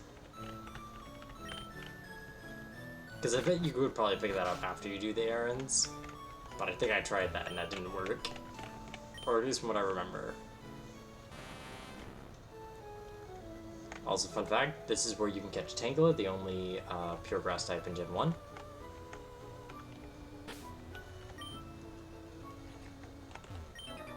Got a big haul. Wanna go for it? Come on. Get it. Alright, what's your big haul? Oh my god, are you the Magic Cart Man? You seem like the Magic Cart Man. You are. Okay.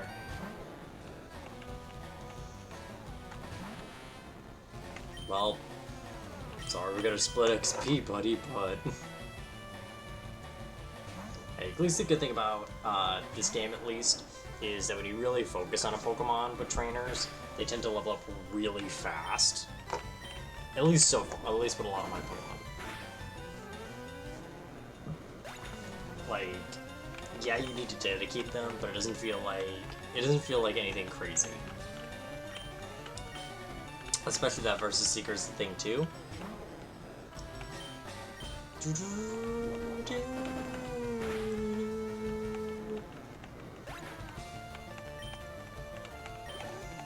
Let's go. Almost level 41. Almost growth time. Which I don't really think we need. Because I like having the Sleep Powder and Leech Seed for clutches.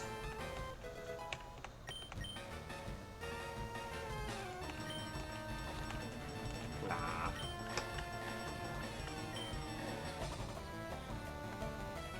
No. Yes.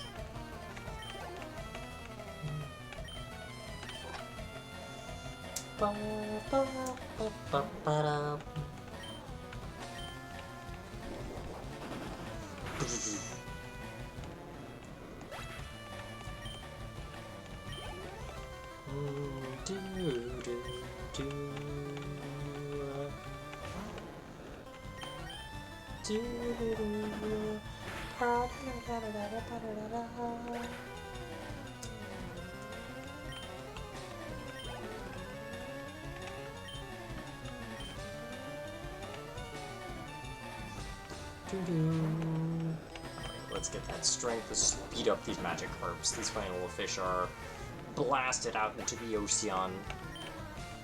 Stepped out into the waves. Man, Wade over here is probably just like... Probably just a recreational fisher and just wanted to play a joke. Like, I don't think they're caught. I think they're just literally in his cooler.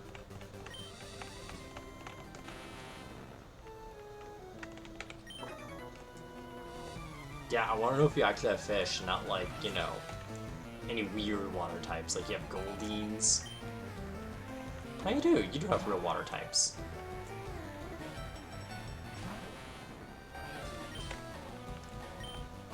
Let's see. Let's see what our big water type move looks like for you. Yeah, Acid's gonna be in,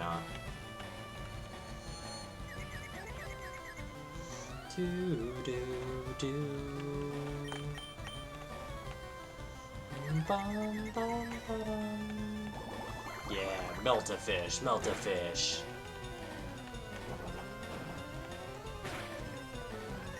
Alright, that's what for our weaker stat to deal with.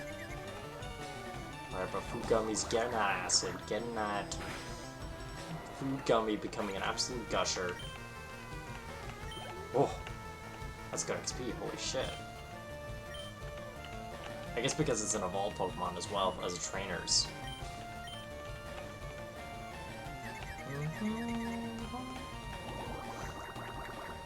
Fruit Gummy may be confused, but he knows how to kill. She knows how to kill. Alright. Water Spout is a weird move, because essentially what Water Spout does is it has the power of Fire-type moves, and like, the only Pokemon that can use it like effectively is like the Roserade line, because they're a grass type that actually can benefit from having half-effective moves from, oh no, okay, like half-effective moves, like super effective moves cut in half to be normal, like that's great. Also double XP, fuck yeah. Meanwhile, with like, ah. Meanwhile, with like Mud Sport, which weakens electro-tap moves, that's a move that like most ground types get, where it doesn't benefit them. But then you get like, then I think you get like Zigzagoon, which is like the only Pokemon that I've seen that's not ground type get Mud Sport. That like actually is like, oh cool, you actually are using this effectively. You can actually support your team with this. Like when I was fighting Watson for the first time, like Watson, like Emerald one of the times I was playing, is like, man, my Noon Hero is really clutch getting like actually good mud sports.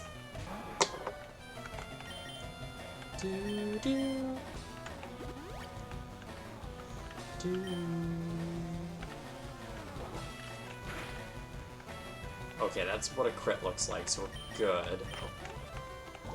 What if we lower the defense? What if we melt through the fish? Let's melt through fish. Let's go. Let's melt through fish. Come on, we can melt through the fish. Come on, melt through the bones, eat the fins. Let's go, fellas. We lowered the defense.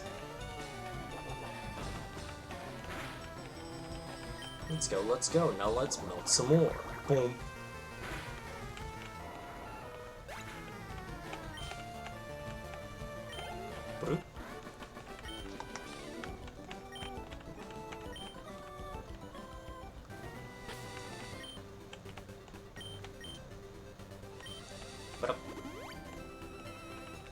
Here, we can do it as a treat, because we're not too far from Cinnabar.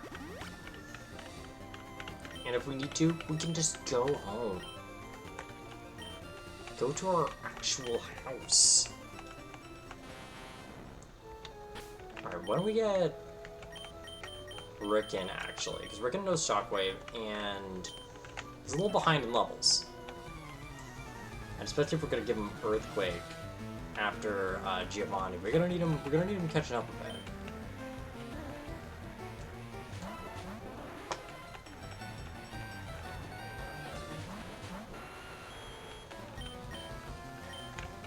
No, we're gonna acid both of them. And Starmie's the bigger threat.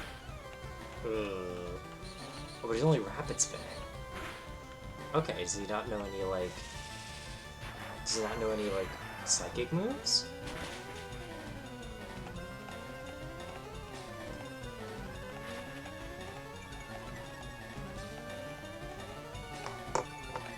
Do-do-do...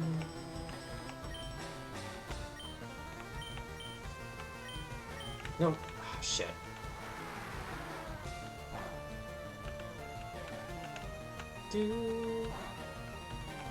Yeah, no, I should have gone for Starmie, because that would have killed. He's only going for Rapid Spin. And he's getting poisoned. Hot nerd. Haha. Haha, idiot nerd. Haha.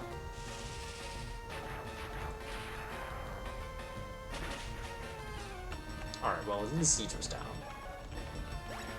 And we'll easily get Starmie next.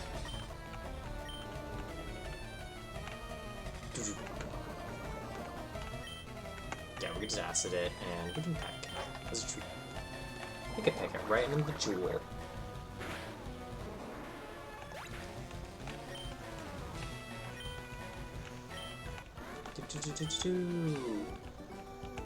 We lost. Happy now? We did it.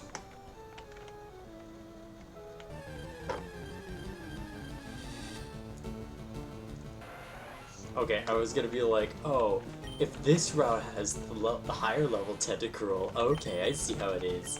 But I'm glad it didn't. Okay. Fight me, fight me, fight me, fight me, little man, fight me.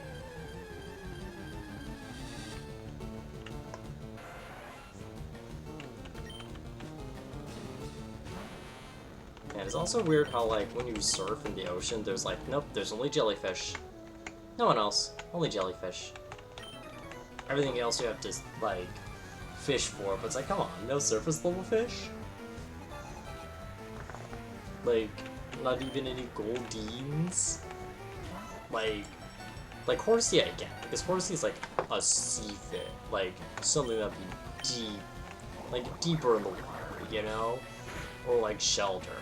You know, I get those kinds of Pokemon being in, being fishable, but like, you know, seals maybe? Slowpoke's like, I imagine those being more by lakes, yeah. Let's see. I'm doing one. Starmies, I guess you would have to fish for those.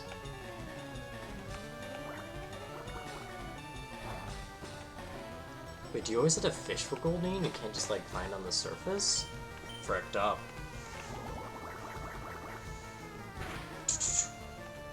Yeah, I guess there's not really that many water types in general, actually.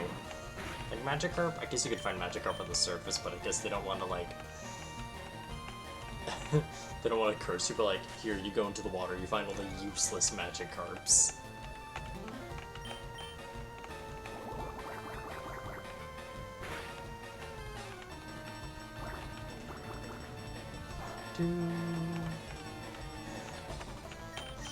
I know throughout this run I've been really enjoying this little air horn that's been blasting in the background, like, boom!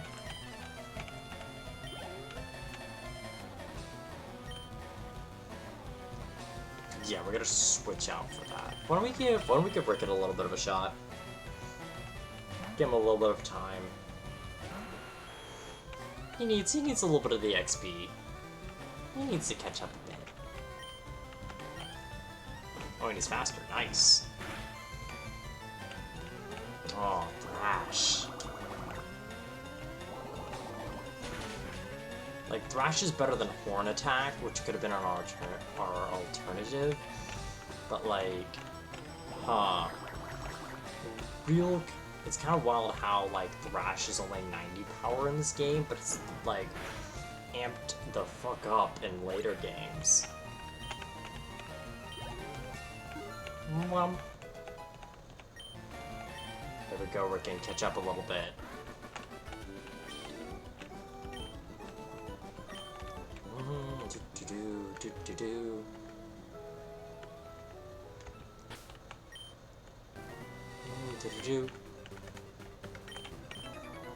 Hey, don't scare away the fish. Ah, how you doing, Silver Frog?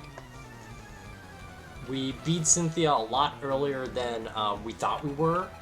We wasted a lot of time in Seafoam Islands because I forgot you have to specifically go from Pallet Town to get to Cinnabar, and I thought you could just go to Cinnabar from Fuchsia City via the Seafoam Isles. But fun fact, you can't. Oh, you're right. You're right. We're gonna pause the game a little bit so we can put on our pretty flower. There we go. There we go. There's your flower, boss. But how you doing, Silver Frog?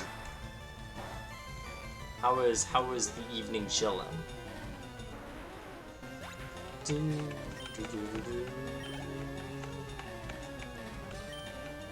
Cloyster.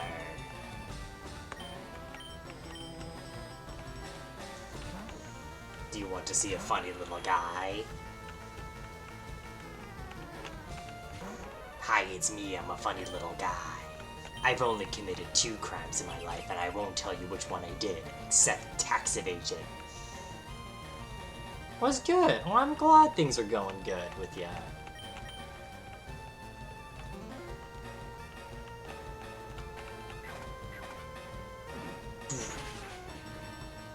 Oh, wow. Only half on a brick break? That's crazy.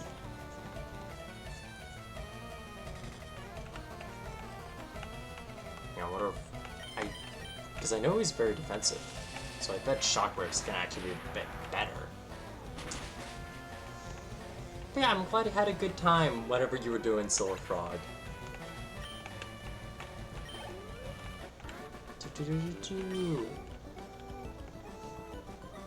Hey man, at least you're honest about, you know, you being frustrated and like you're like communicating that instead of just bottling it up and be like, hey, I'm gonna cause so many problems because I'm angry and everyone else has to be angry as a result.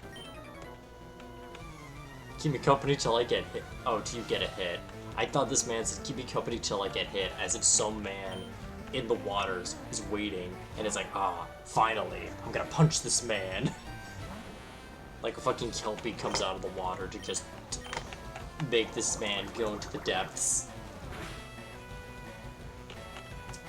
Honestly, I'm kind of surprised. I don't know, I feel like a kelpie would make a really good...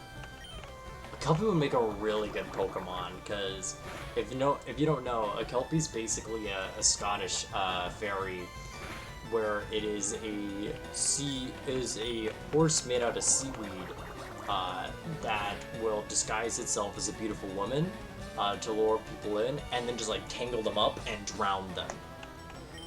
So it's basically the Scottish siren, and also it's a horse.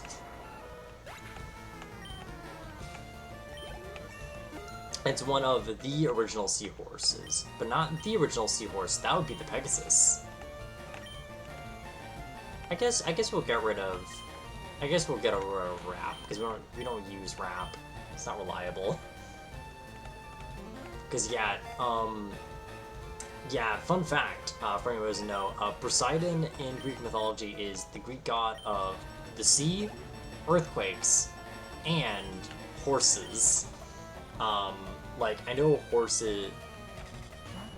I know like that's why I believe in the Odyssey. Centaurs. There was like an island of centaurs that Odysseus and his men were traveling, that they happened to travel to, and they totally disrespected the centaurs. And that was one of the many people that told on him to Poseidon. Because yeah, like the whole reason why Odysseus is in the Odyssey is just because Cyclopses and Centaurs told on him. It's like, hey, his name's not nobody. It's Odysseus, dude, dad. Fuck him up, and Poseidon's like, alright kids, alright. I'll ruin this man for a few decades, and when he comes back home, no one will remember him. And it's a real, like, I feel like the Odyssey is like a reminder that Poseidon's like a weird flip-flop of the gods, because sometimes Poseidon is like a real shit, like just a guy. He's sort of like a middleman. And other times he is very much Zeus's brother. And there's like no in between. He's either like the chillest guy you'd ever want, or oops, you've kind of made the Medusa because you fucked up. You fucked up and you can't handle responsibilities.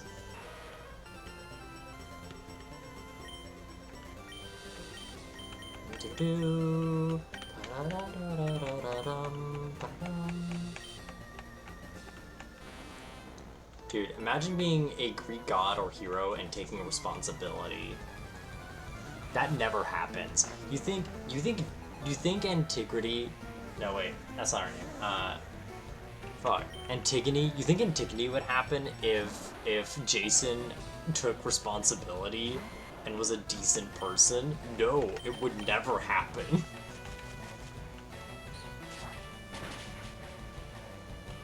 Do.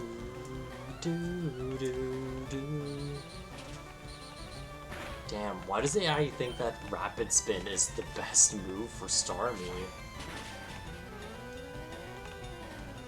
Because like Rapid Spin is very much a niche move where it's good against entry hazards. I think by Gen 3 the only entry hazard moves were spikes and toxic spikes. Like I don't even think were common moves. Like, I don't feel like Rapid Spin really became like super useful to Gen 4 when Stealth Rocks got introduced.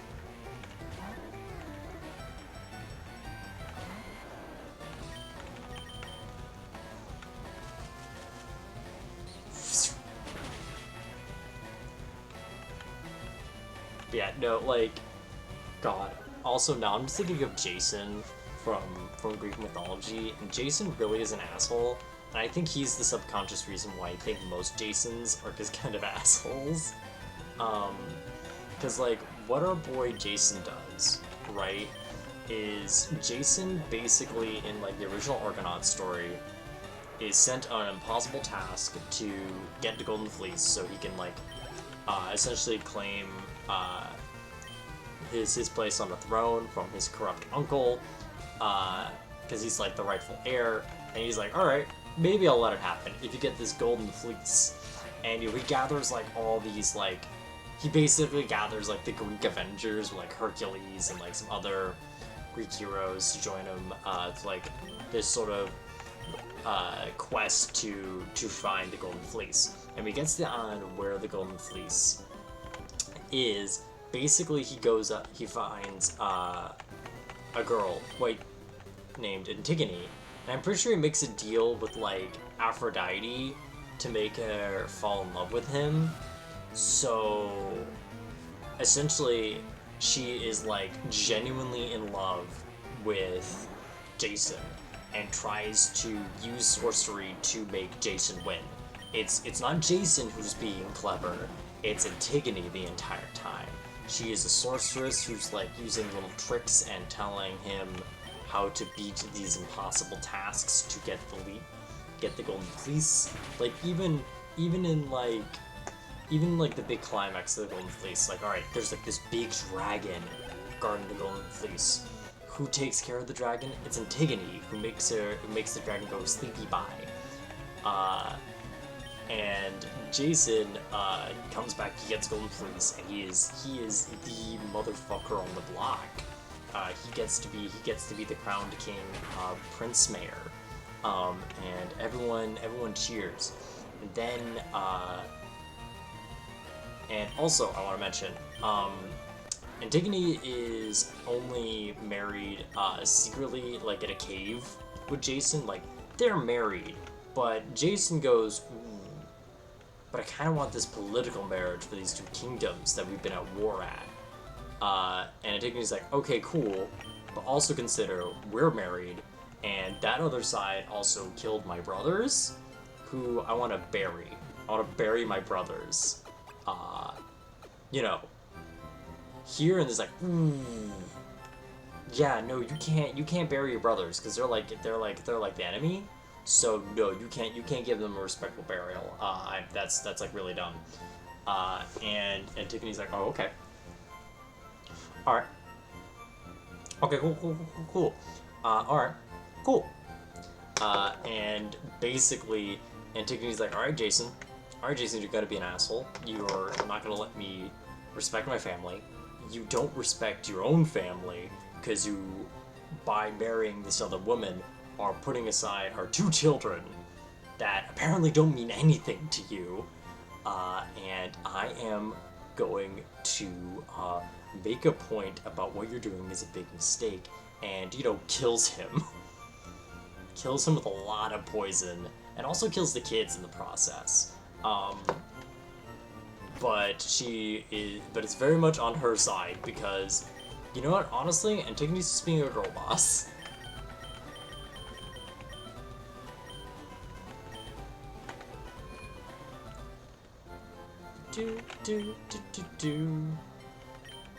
Oh, only hyper potions, so be it.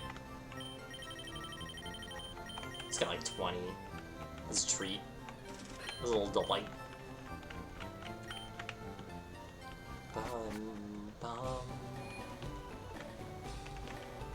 Alright, there's no key. We have to go to the Pearl Mansion.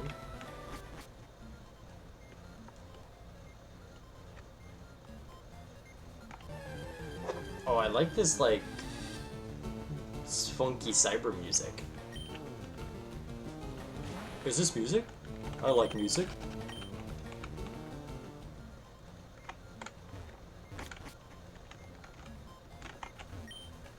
Let's get switch. Yes. Hello, science man. I would like to fight you. I can't get out. This whole place is one big puzzle. Blaine is just like, I'm gonna make this house. It's gonna be a mess, and I'm gonna make it horrible for everyone to go around. Because I think the Pokemon Mansion is supposed to be where Mewtwo was created. Because this is where you find the Mewtwo lore, and obviously all the statues are also of Mewtwo. I also like to imagine this is Blaine's old house. So like it just blew up when Mewtwo just decided to not be here anymore.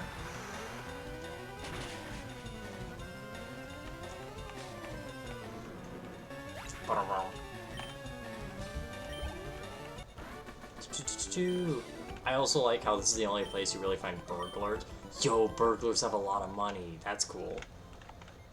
But I do like how this is the only place you find burglars, because it's like the idea of people just salvaging this place. That's cool. Like, I never really thought about that before, but I really do like the idea of just all these guys just like, alright, this old place has been abandoned for like years. That means there's a lot of old shit that people haven't even gotten yet. Some zinc. Someone forgot their supplements out here in the balcony. Cool coughing, a Pokemon we're not gonna use. He's poison type, but not useful.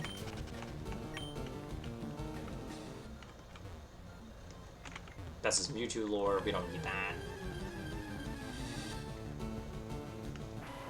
I'm the big rat that makes all of the rules. Oh, look at Raticate's like... Look at Raticate's like hands. He's got little hands. For little dastardly deeds. Little dastardly deeds he plans on doing. See, we could have gotten this Grimer, but instead we got a Grimer that's super strong. Because otherwise we'd have to grind a Grimer like 12 levels to even be viable. Which the only pro there would be Eevees, but even then... You know what? Let's drown a rat.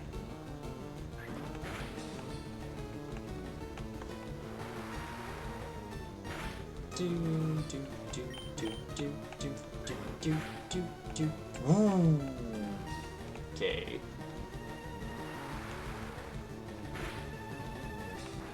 Rat is drowned. Oh, not bad experience actually. Not bad rat experience. This rat, not bad experience. Really?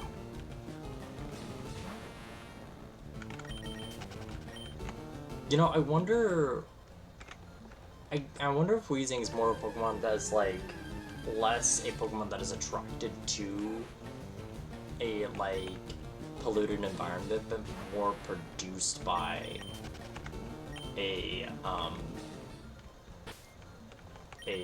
polluted environment, like sort of like how Grimer is, right? Because like coughing kind of like just sort of seems like it just floats around and honestly in pain, and when it when it evolves, it seems like it more mutates in a not pleasant way. Oh, bark bark ruff ruff. Oh, bark bark ruff ruff growl.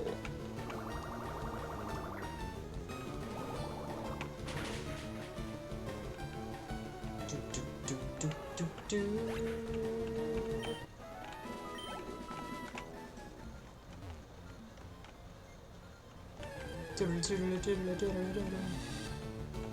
This rat cannot be drowned, I've decided. This rat, free of drowning. This is a drown-free rat. Congratulations, rat. You are free from drowning. This rat, however. This rat could be spared. This rat does not need a washing machine experience.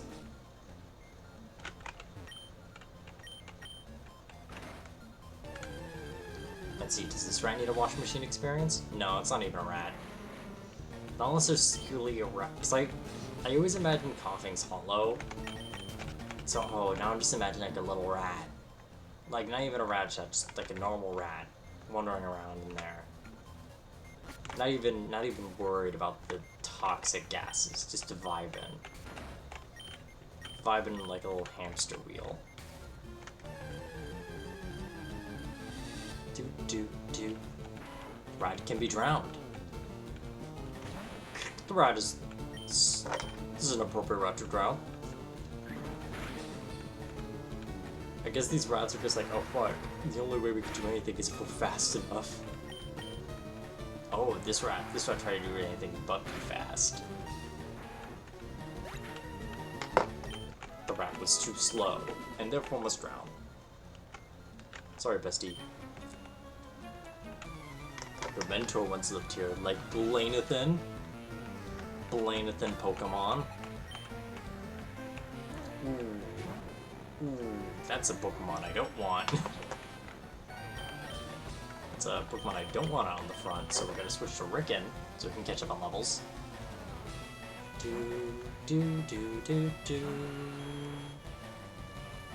Gonna use some yeah, idiot who can't know moves good. I'm gonna break your bricks. You are just going to be our you're just gonna have a cartoonish dent. Like your Thomas and Jerry. Magaton, dude, easy.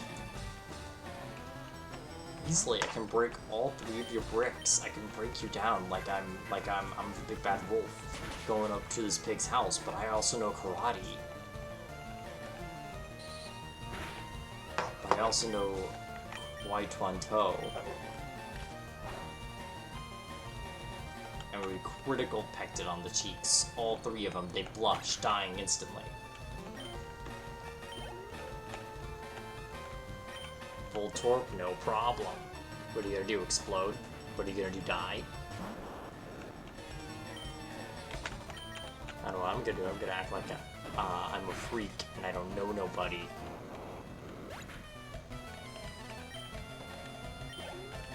There we go. There we go, Brandon.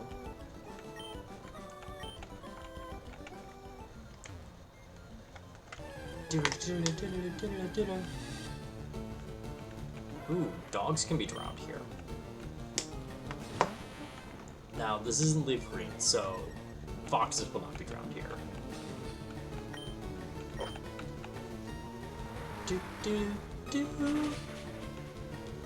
I know Ninetales is a Pokemon I tried using a lot as a kid. I don't remember them being fantastic for this game, but Ninetales is really neat. Like, I think I mostly tried using them because they were, like, Pokemon in the later game. And, you know, when you give them the Firestone, they, like, get, you know, the big stat buff. But I don't even think I was looking at stats. I was thinking, like, ooh, I could use Firestone. But hey, KB, how you doing? How you doing, KB? Oh, this rat has a berry? This rat's got a little snack? Cool. How you doing, KB?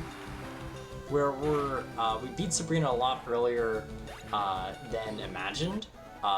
So we tried going to Cinnabar through Seafoam, but I'm an idiot, an absolute dunce, who forgets that you can't even go to Cinnabar through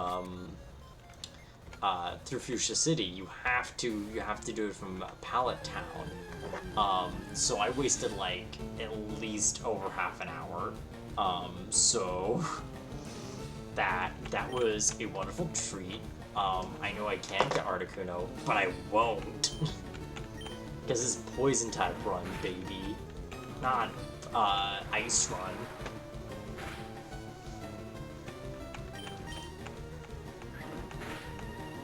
Oh, dang. Also, that's really good to hear, KB. Yeah, and is this the one with all the clerics? Is this the Sun game? Because I know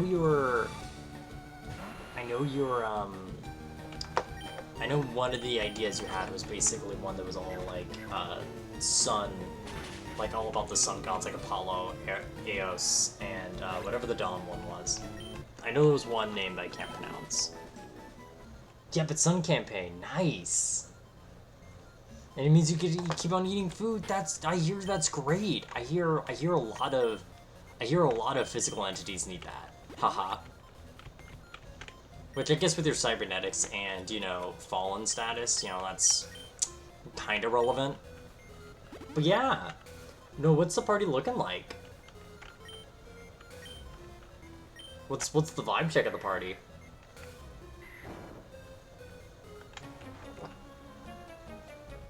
Zero paladins, really?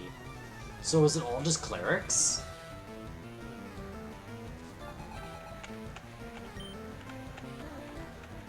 Because, like, honestly, you can have a full team of clerics and make that really spicy because you could just have them be of different domains, technically, and they can play very differently. But still just buff each other insanely.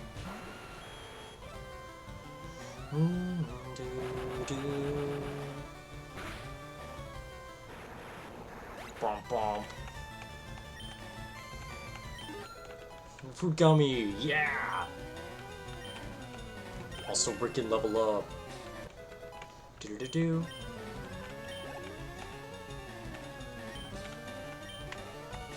Bum, bum, bum, bum. Yeah, cause like, I know when you were describing the game, at least when I've heard passively, I know you wanted to like have it mostly be around like clerics and paladins, but I'm wondering if some of them just more did like acolyte background and was more like flexible with it. Oh, I wonder if you have like a celestial warlock on the team. Oh, okay, I have a response. We got 2 monks planning different multi-classes. Oh, okay. We've got 1 cleric. Technically, they're starting at fighter level 1 and then going pure cleric from level 2. Ooh. Okay, that's interesting. So, are they doing war cleric then? For that? Because I've had a player do war cleric and afterwards went, man, they should have been paladin. But, hey, still could be good for that. Got a zealot barbarian, halfling rogue, and an animal spirit warlock secretly packed to the fiend. Ooh, but on a quest for redemption, I love that. I love that so much. Dude, I want to try to give Pact of the Fiend, like, an actual shot. Because, like, Pact of the Fiend doesn't seem bad. You know, it's...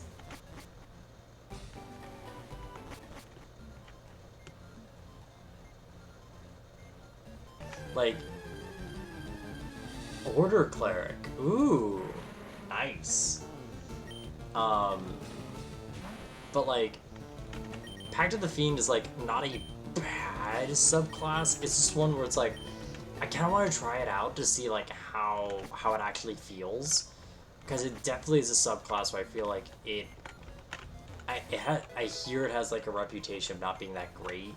I remember enjoying like seeing some of the mechanics, but I don't know, it's kind of something I want to see, like how does Dark One's luck sort of come into play, like does that need to be reworked?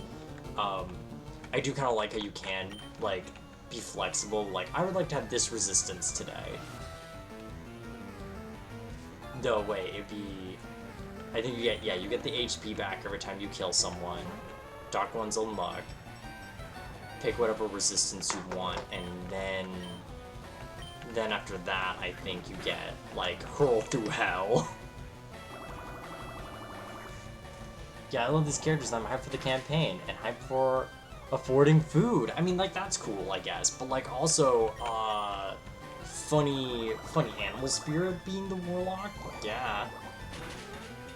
But no, Order Domain, I played an Order Domain before in a, and it sort of became a 2-shot on how it was, but it was basically we were doing me and some roommates at the time we were doing a Ravnica campaign. By campaign I mean very loosely by us just doing a round table of DMing like almost short anthology pieces in Ravnica, and one of them me and another player were playing a pair of essentially the cop faction. So like I was being like a Furbolg, like Order Domain cleric, and my partner was the other player was being a halfling inquisitive rogue. him being the wild card, and me being the one like, all right, let's slow down, let's play things by the book. And our favorite part that I always think about with this is Order of Clerics have a channel divinity where basically you do anyone within 30 feet of you has to make a wisdom saving throw, or they're charmed. While charmed, they have to drop everything and essentially and have to drop what they're holding. So essentially, we did a open up, police! Kick down the door, and essentially got all but one of the goblins to freeze and drop everything for us to fucking demolish. And I just think that's really funny.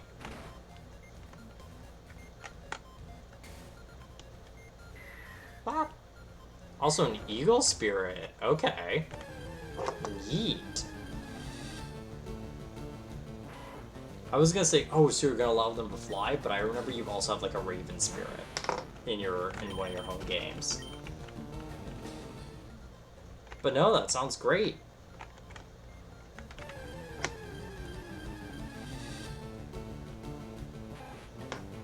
That sounds great, and I hope you have a good time.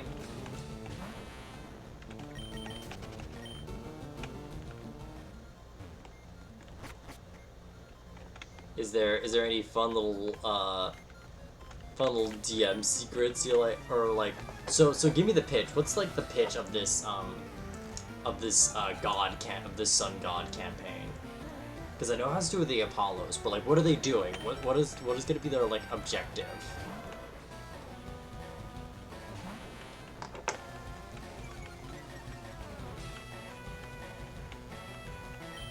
And I say this totally not showing up how cool you are, KB, how much of you're a great DM, and also if you like any of these ideas.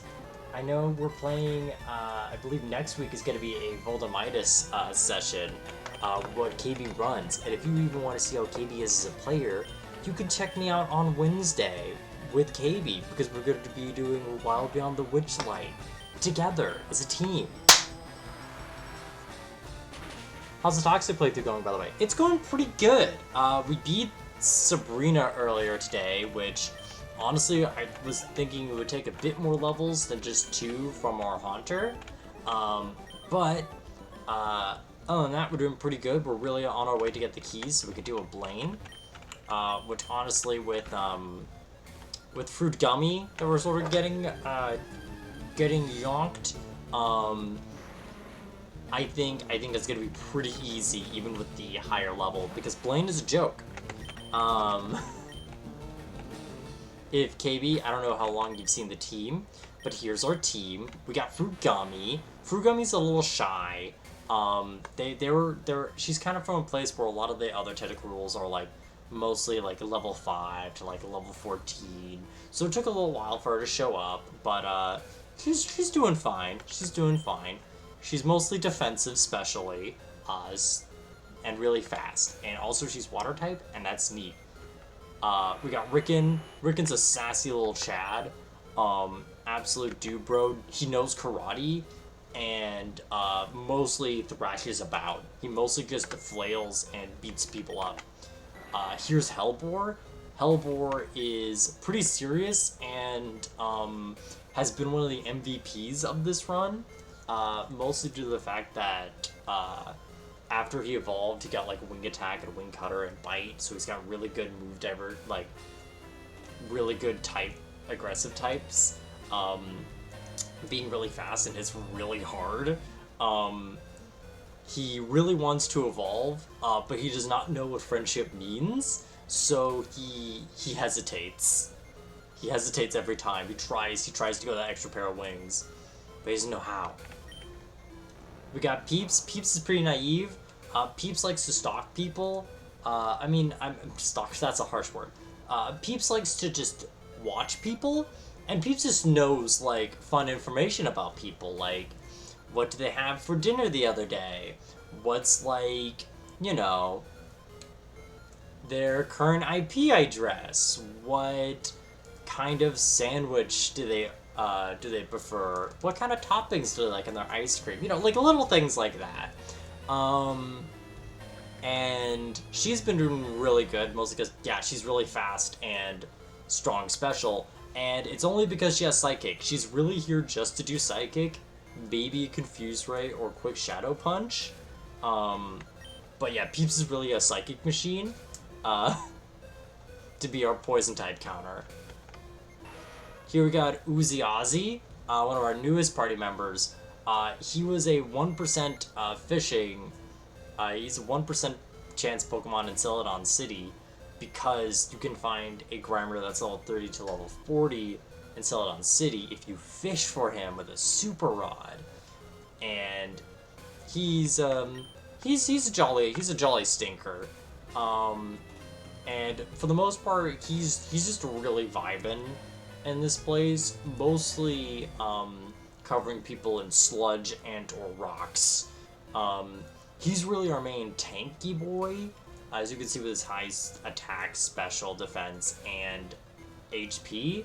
So he's really here just to survive. Oh, and also, who could forget Hemi?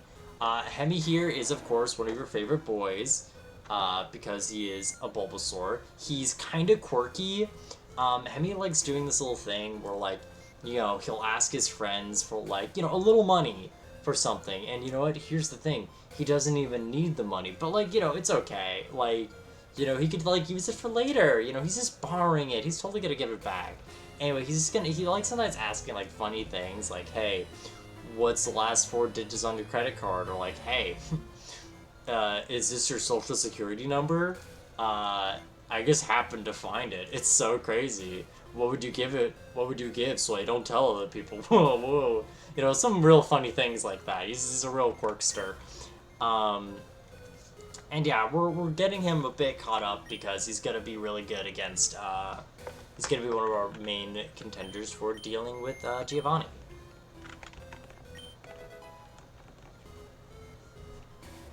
He's a good boy. He's a good frog dinosaur.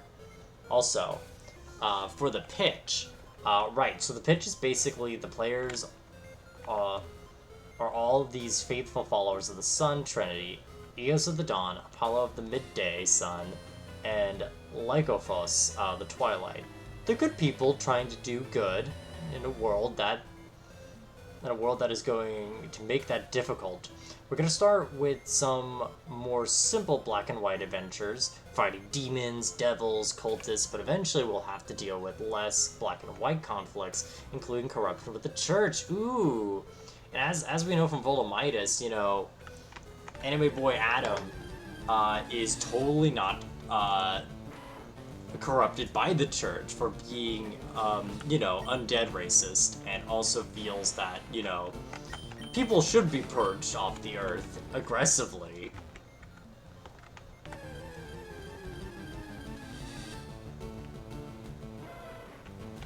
Or rejecting any forms of help despite how useful they may be to the cause. You know, sure, or we're talking to God of Badness, so like you have to kill the squid. I mean, like, come on, Adam, just come on. I say as I slowly put hands around his shoulders, presumably to then go for the neck, but it fades to black before I do that, so you can't prove I did that.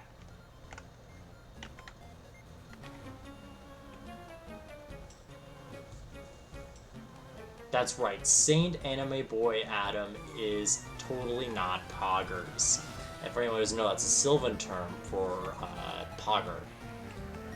You know, it's one of those phrases that doesn't really translate well unless, like, you know, like, you know, I'd say it translates better in, like, Gnomish. But that's also like saying, you know, something sounds better in Spanish than Latin, so. Because, hey, welcome to a brief part where Pan talks about D&D linguistics, and I always like the idea that, like, you know, Sylvan's like the older tongue of sort of like this branch of languages, and like Elvish tries to like refine it to make it like more adjacent to like what Common is, and I feel like this ends up being like not French, essentially. which is very long, flowing, unnecessarily complicated, for the sake of making it harder for other people to learn unless they grew up with it and were, assimilated to elven culture, because, oops, it happens a lot that elves just happen to be imperialist. Oopsie doopsie. Meanwhile, Gnomish is a lot more Sylvan-like, because I like to imagine Gnomish is just a series of play on words in both like Elvish and Sylvan, to just make almost the silliest language possible. But it only sounds really funny if you're like adept in Sylvan or Elvish, where you would get a lot of the jokes or like word plays. But if I feel like learning Gnomish is like something you can't do in a book. Like you can read Gnomish and you get like the vibe of what's going on, but like unless you have prior experience with similar languages and know like the wordplay context, like you'd really just have to learn like Gnomish through exposure. Like there's like no other way. It's kind of like Halfling, because Halfling is something I find really cool about Halfling. That language is purely verbal. It's not written down at all. So like Halfling's purely an oral language, and I just think that's kind of neat. That like Halfling doesn't have like its own written down stuff. Like they probably write down in common, but it's like they probably have just but like it's so slang heavy.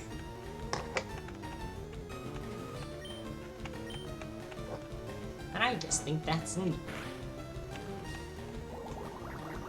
Honestly, I feel like one day I don't know when I want to do this, but I probably want to experiment with a mechanic with having linguistics as like a skill for D&D, because like, one, the linguist feat exists, and I feel like that's like the only way they really... What the fuck, Blizzard's in here? That's how I got as a kid? Weird. But I feel like, hi Ditto! Hi funky little guy! But I feel like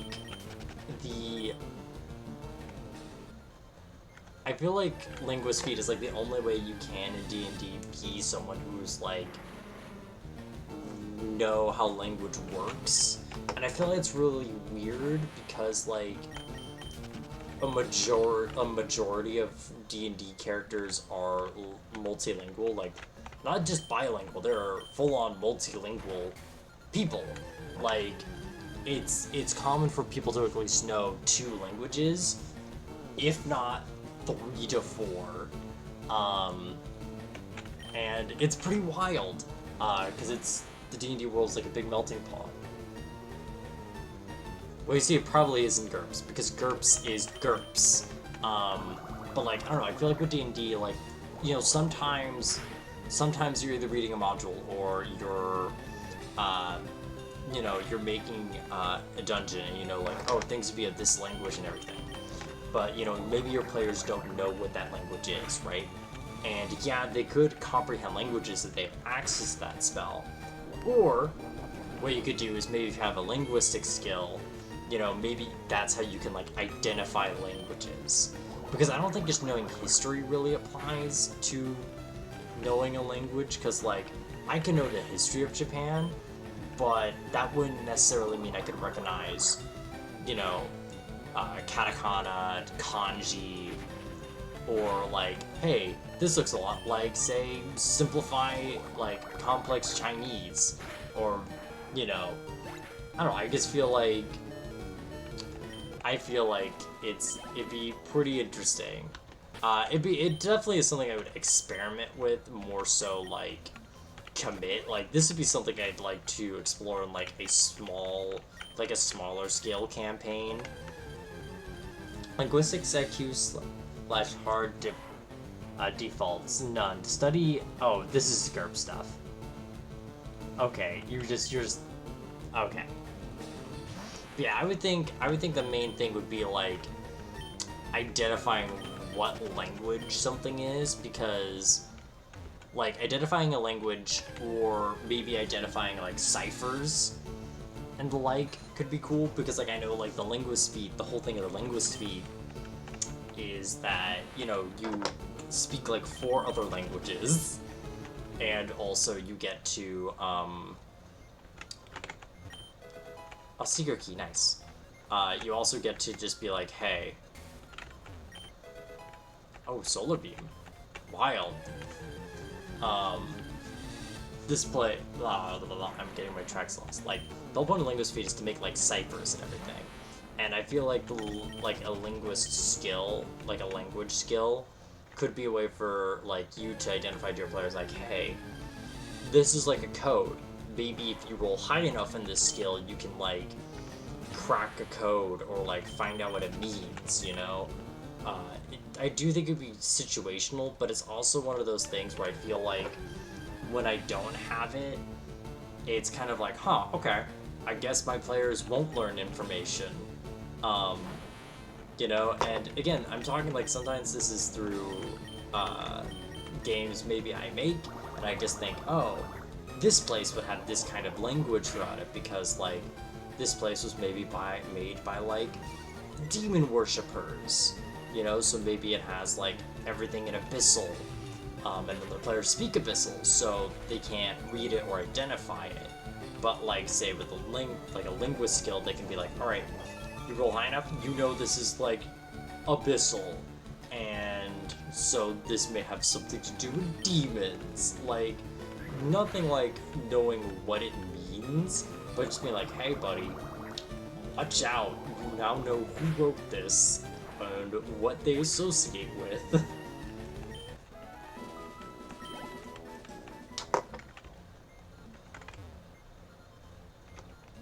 And I don't know, I just think that could be useful. Because, like, I know, less so in my own campaigns, but, like, in modules like Wild Beyond, not Wild Beyond the Witchlight, modules like, Madam Age, where that is a lot of languages throughout, and, you know, some of them are fairly common for D&D players, like Infernal, like if you're playing a Tiefling, you'll probably notice them more like Dwarvish is very common, but also, so is Goblin, and like a lot of just languages are existent in it because there's a lot of people in the dungeon. So, you know, what could be there could depend on like what party you have, but also could just be like, hey, what if there is no tiefling or someone who didn't invest in Infernal? You know, what does that look like for you know, how could we fix that? So then players could like get hints or know things or sort of realize like, you know, it can make players start thinking, which is, I think, a big goal of D&D. Always have players try to be thinking.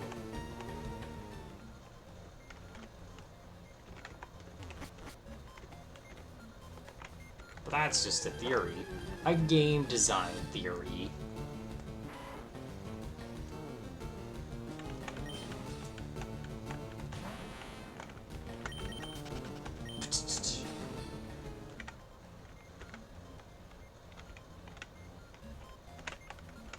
Alright, hey, Mewtwo, hey, Mewtwo, hey.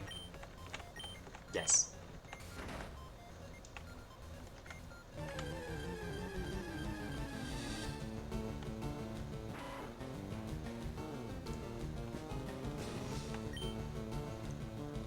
But yeah, no, I think a lot about just, like, linguistics in D&D, because, like, it makes so much sense why common is, like, a thing, because, like, most people know a lot of languages, so it's like, yeah, it just congeals into, like, one universal speech that is just, like, a hodgepodge of everything. So really, it's just like a fucked up English.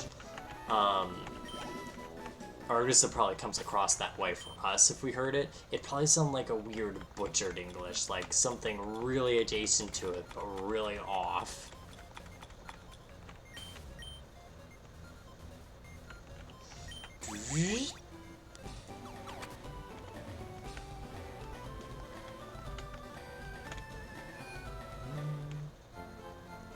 Ba, ba, ba, ba.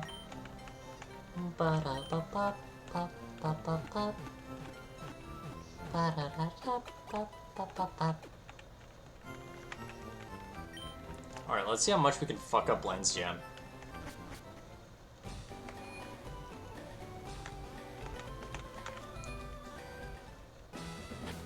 Like, I'm curious.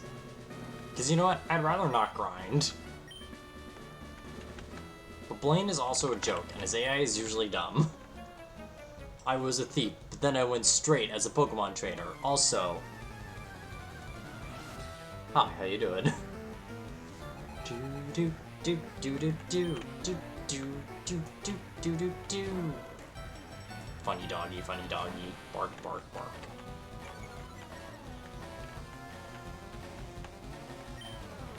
Alright, let's surf him. Let's Calabunga. Do, do.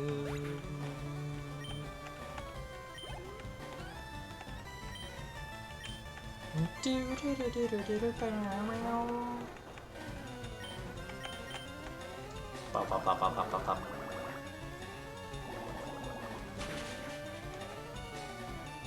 Ba-dum.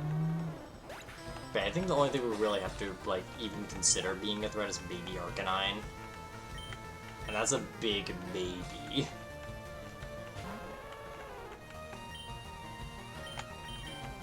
Do, do, do, do, do, do, do, do. And that's mostly because he's probably gonna be fast and he's just higher level. But, like, even then, we've got really good special. I'm pretty sure he only has... I think he only has special. Because... Let me go back a lot. Blaine.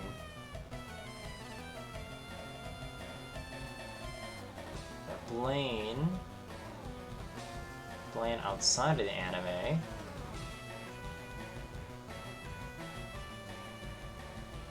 I guess he had a Rhydon just to be a counter for Pikachu. Alright, yeah, because... Let's see... Yeah, because Takedown's his only physical move, and Arcanine, although... is mixed... I think he's mostly a, Let's see... Yeah, he's mostly a physical attacker, so he can't even benefit a lot from... like... his stats.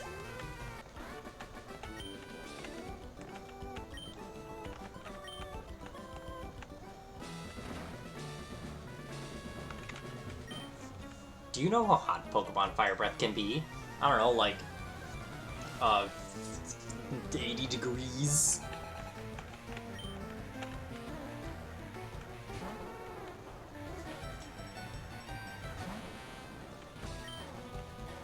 Ba-dum-bum-bum.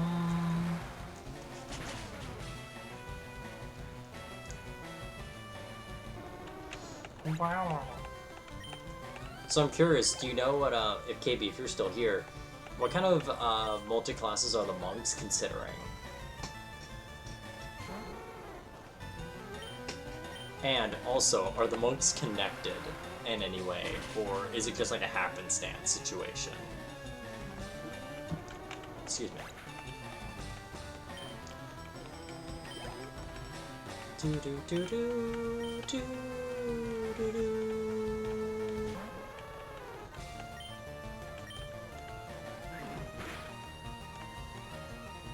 One's planning to be a Shadow Monk rogue. Ooh, very fun.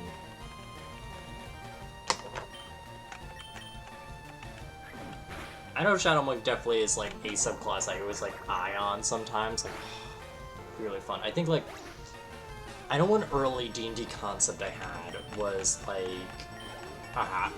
a Wood Elf Shadow Monk that like at the start of the campaign like explicitly was not a good character. Like she basically was a part of like a cult, like cult assassination group that basically is like, nah, you do this for money, and you do whatever you can so you get more money for the like secret organization. So you know we can become stronger and we can get more people, so we can be stronger and we have more influence, etc. Like this circular logic.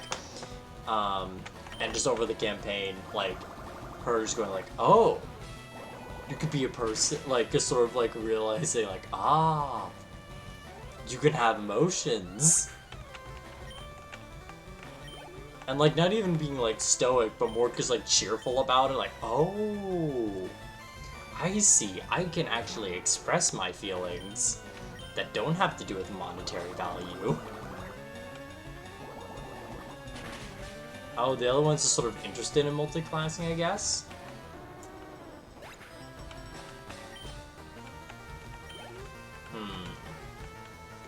I think maybe, like... I think it'd be really cool to see if they just, like, vibe out and see, like, what kind of works with, like, their, what sort of direction they go, like, sort of keep in mind that they're gonna split, but sort of feel like what sort of is the split. You know, like, do they go, like, a little bit of cleric? Oh god, hey KB, is one of them, hear me out, is one gonna be a Shadow Monk and the other be, like, a Sun Soul Monk? To have, like, the Sun and Moon dynamic in your Sun game? Are we good? Do we have the Sun and Moon dynamic?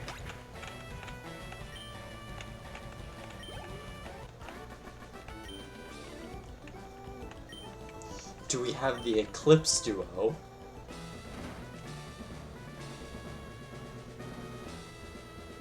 Ooh, I was thinking about Monk Fighter earlier today, actually, because I think I was talking to Rumi, because I know on Twitter I was like, hey, can I have some Ranger positivity? And Rumi, like, said her piece. And then she talked a little bit like, man, monks should have more love too. Which I agree. But she was also, like, trying to DM me about, like, okay, monks feel like they need to be reworked a little bit. And I was kind of curious about it. And this was mostly her brainstorming around, like,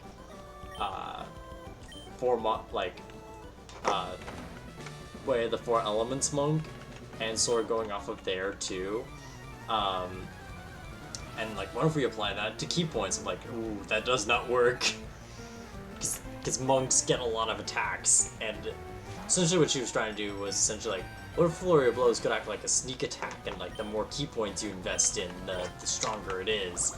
And it's like, I don't think that's great, because the reason why sneak attack is good for a rogue is because a rogue doesn't get multi-attack. A monk with Flurry of Blows at level 5 gets like 4. But no, and then I got into like the idea of like, oh man, monk, like, oh man, monk with the fighter action surge going knocking butts with like essentially like 6 attacks. Let's go.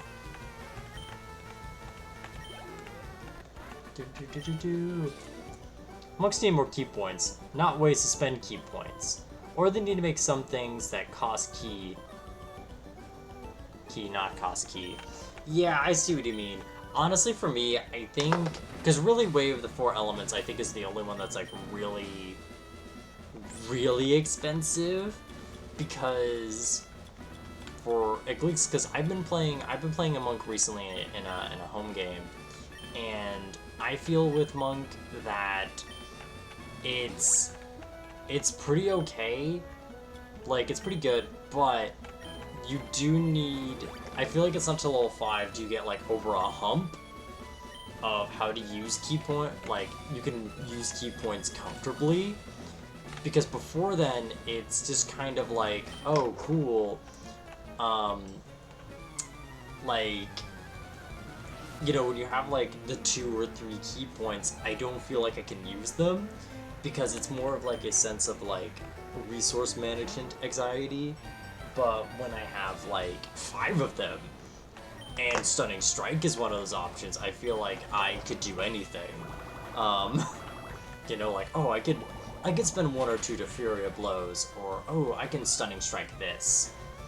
And I know for me, I'm playing away a Mercy Monk, which does a really good job of enabling the key point flurry of blow mechanic and be like, hey, you can use either your healing or harm thing as a part of the flurry of blows and not add like another key point to it, which is very good.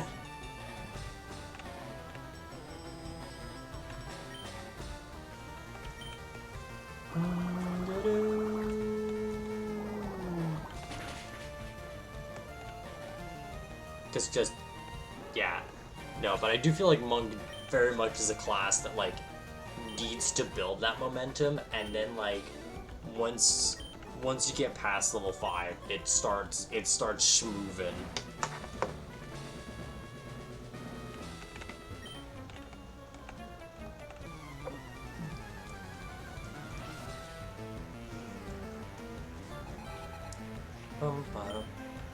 Though I know as a Way of Mercy monk, I'm just looking. I desperately want to become level 6 because I want the buffs to Hands of Healing and Harm, so I could just add, like, because the Way of Mercy monk at level 6, you essentially can heal, not only health but also like basic status conditions, which is really good. And with the Harm Hands, you just add the poison condition but no save. And, like, yeah, it doesn't affect everything, because, like, if it's undead, you know, a lot of things are immune to the poison condition. But if it's not, that's free disadvantage for a round, baby. Free disadvantage for attack rolls and skill checks.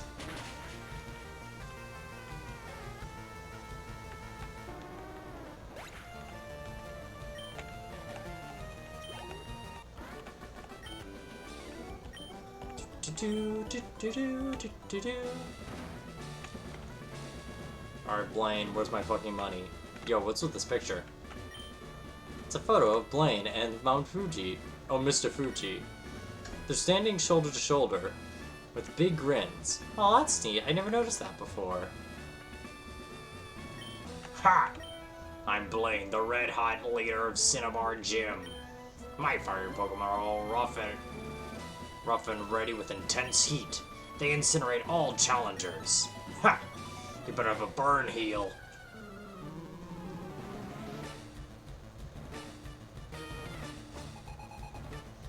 Oh god, I don't know why, but I just saw Blaine and I didn't see sunglasses.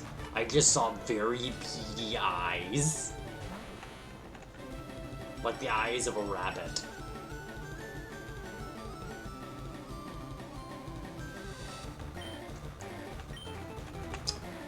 On that thing that you said, Rumi suggested, Kensei Monk has something like that already. Depth Strike allows him to spend a key point to hit a deal of extra damage die, martial arts damage to attack. It really isn't great, but it's okay to throw on crits since you get the 2 dice for the price of 1. But yeah, I forget about it most of the time because I'd rather save key for Stunning Strike or for an extra attack instead of having you could use a die to 5 times instead of just 1. Yeah.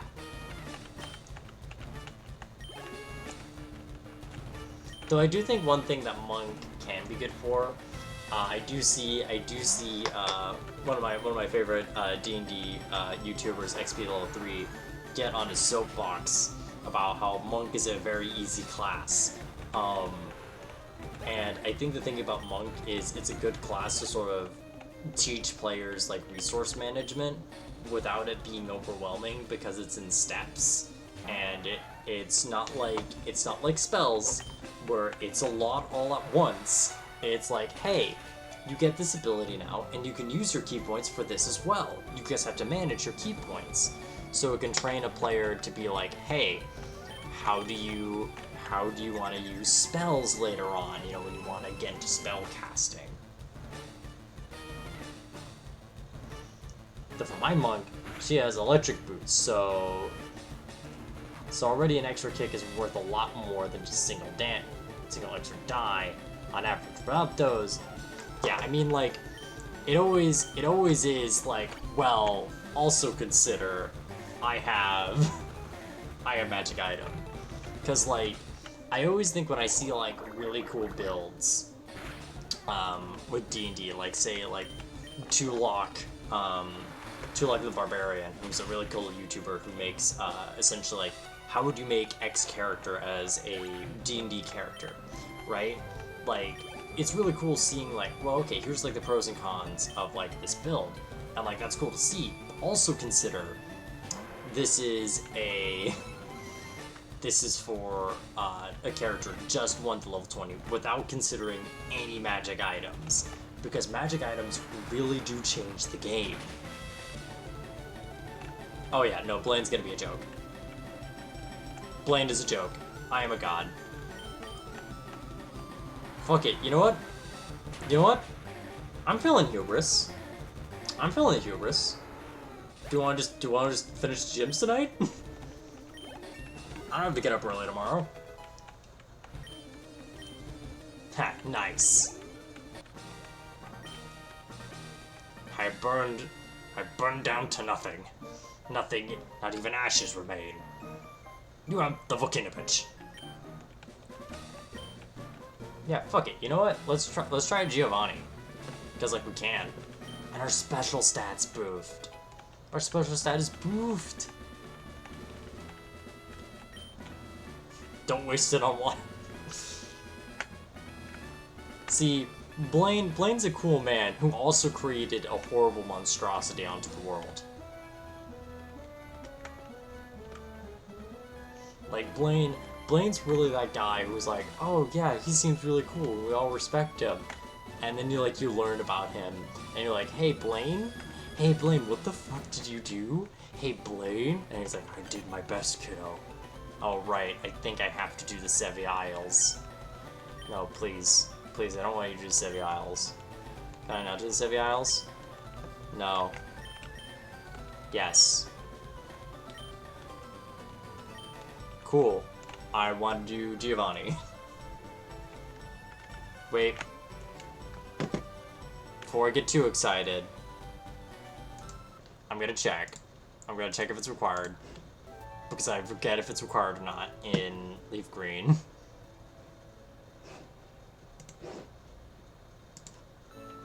Are Sevi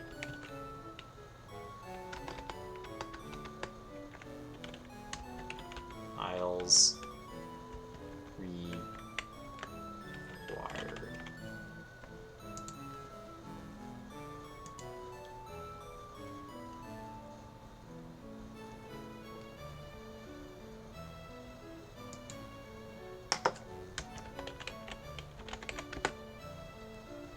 What the fuck?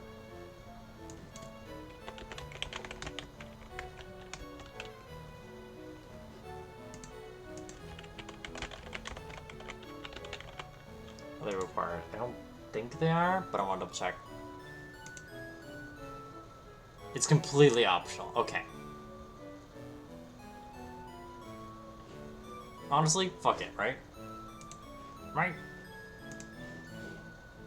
Because, like, if we took Blaine that easily, I could only imagine how Giovanni is.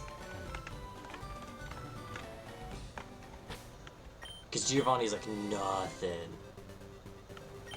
Giovanni's like nothing. We could do Sevi Isles after Giovanni.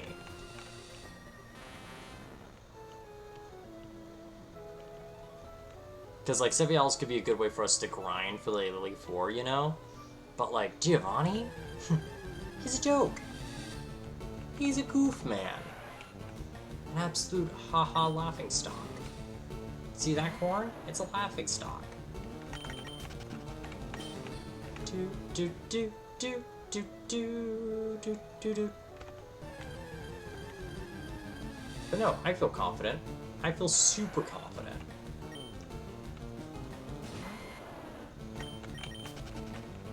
Like, I feel like Hemi, or like even if he does take out a Pokemon, right? Like, even if he does that, I don't think he could take on both Hemi and our final fruit gummy. Like, together, unstoppable. Cannot be beat. Actually illegal to win. Do a quick little analysis. Depth Strike on a monk with no magic items at a 20 dex, assuming a 50% chance hit. Statistically, you are better using key points for failure blows instead of strike until your martial arts die is at D10, which is level 17, where it becomes a quarter of a point damage better on average. Oh, but I forgot to account the possibility of critical hits, so actually, never mind. Death Strike is actually very good, except on crit. Oh, I see, so it's like a Gen 1 crit. It's great, unless you are boosting your attack specifically to do more damage. Because fun fact, in Gen 1, crits ignore all stat buffs, including attack. Including your own attack buff.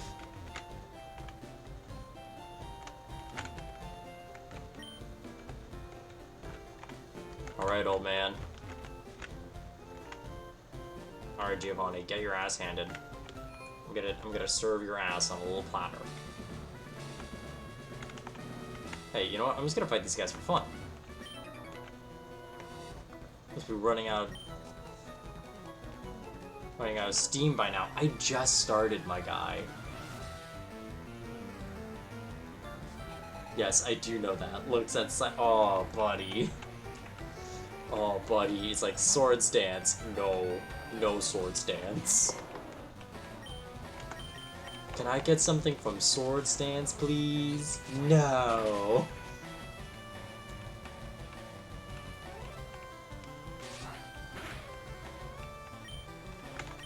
Looks at Farfetch'd, who's like mostly useful for being Farfetch'd is like mostly useful for sword stance. No.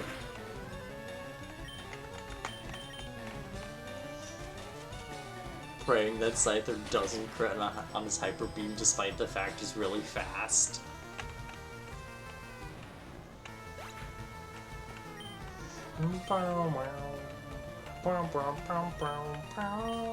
Dude, imagine having Graveler on your team. I said having a Graveler in my team before in a Pokemon Rock type run, which if you want to see another Pokemon Rock type run, that's right, I'm shilling to anyone in the future because I only have so many viewers right now.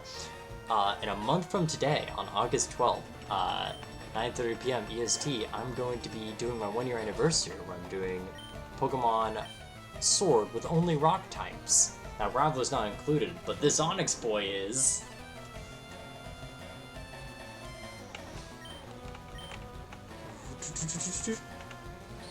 And fun fact, guys, I don't want to spoil this, but Onix is not good. Onix will definitely only be in the early game, because it's not like Platinum, where I'm stuck with Onix.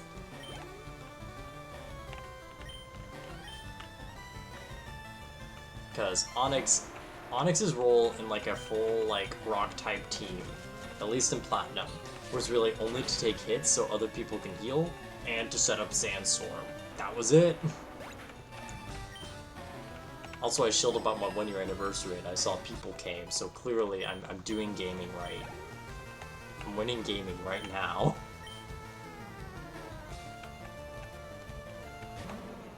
But yeah, no, and if anyone does like what they're seeing at all with this stream, if you like the vibes in any degree, if we get 200 followers, you're gonna unlock one stretch goal where I unlock the Isle of Armor DLC, which means I get to use Rockruff and also gives us more content to play the game. And also, I will allow myself to use the Tyranitar line, which is usually Shield exclusive.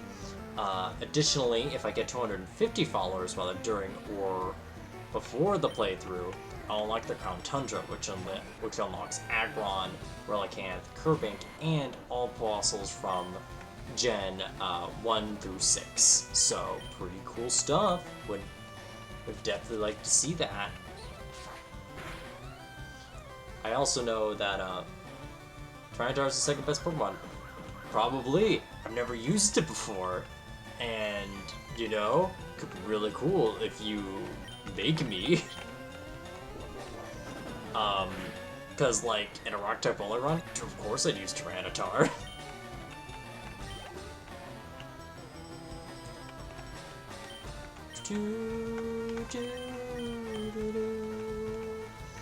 Okay, because like I'm like there's some Pokemon I'm really excited to just try out because there's a lot of rock types I haven't used like ever in that run. And there's some that like I'm kind of familiar with. Like if I get 200, like I definitely want to use like, you know, I definitely want to use Rockruff. I love Rockruff. He's such a good boy, and I love Midnight form. I love my angsty dog. Though I may have to go for morning, like day Lincoln Rock, just because like having a fast rock type would be good. I think the day one also gets like a signature move, so would be smart.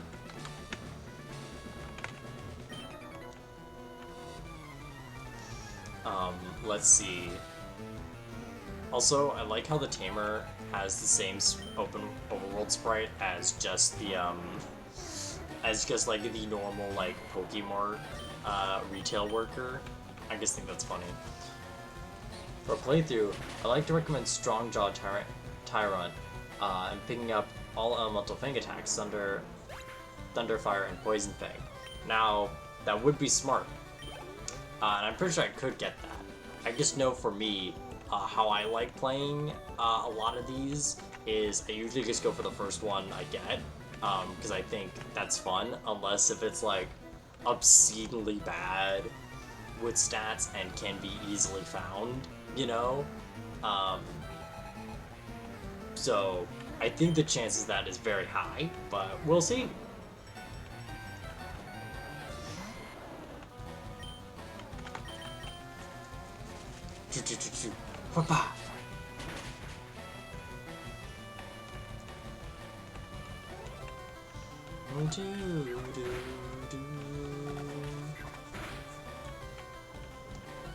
Excuse me?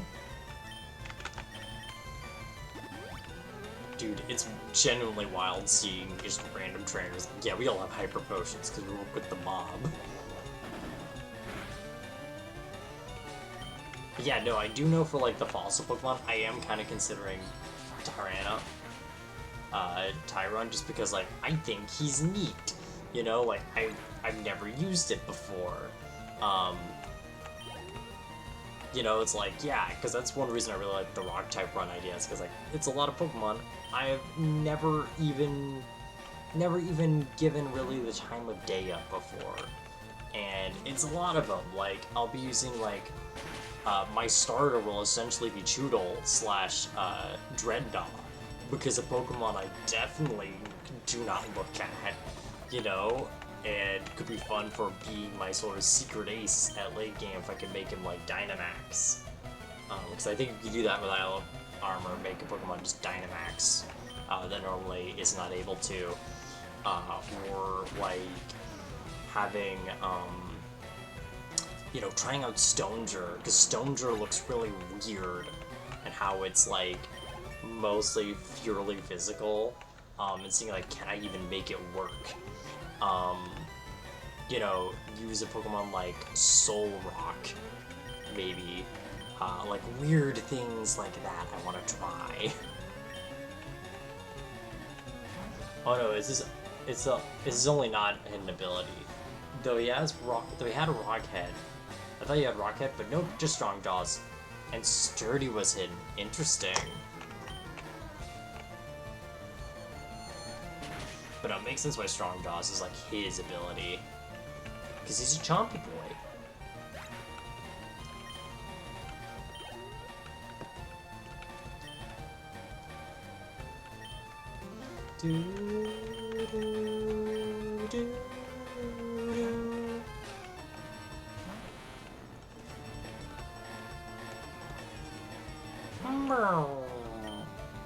Oh, I forgot to heal him. Well, that's where we go to the Pokemon Center after this, is to restore PP.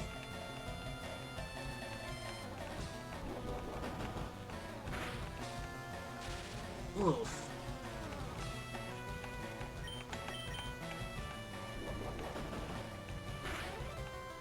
Yep, we're doing it just to restore PP, that's it. No other reason. Ha ha ha. Ha ha ha. Classic comedy.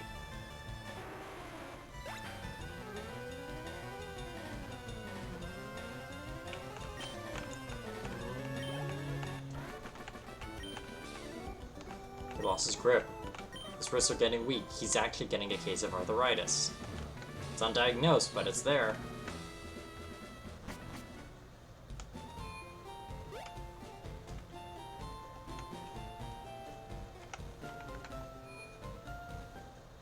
But no, like, I'm just kind of excited for it.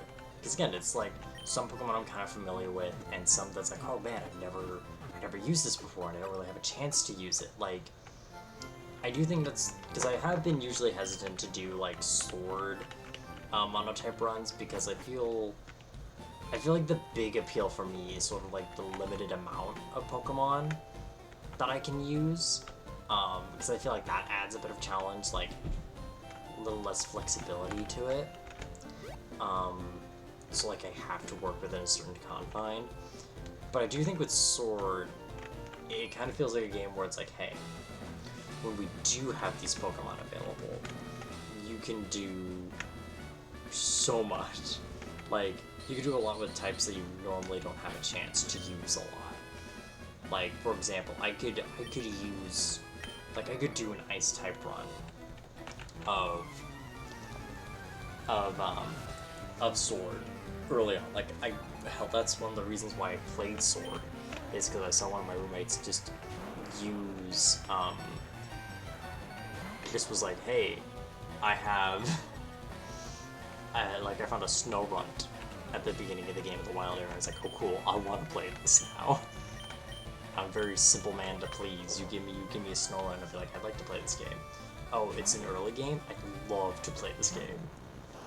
And it's like, yeah, most games is sort of like, you can't play a Psychic, you can't play an Ice type run, because most Ice types are like late game Pokemon.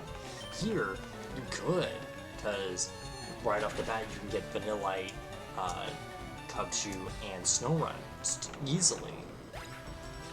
Have those be sort of like your main boys till like you get to a point where you can Tauros. Till like you can, I don't know, get like the Frostmoth, Sneasel,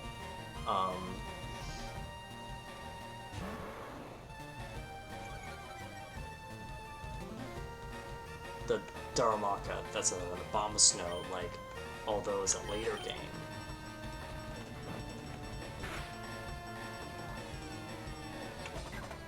Ooh, nice. Ooh. Okitoros.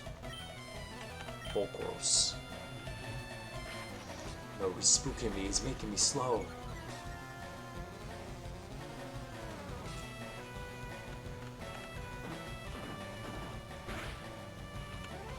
Oh no. Oh no, I'm getting even slower. Tauros may outspeed me. But I'll never know, because he keep on thrashing about, and he keeps on looking at me. And now he gets poisoned. He runs straight into my toxic pecs.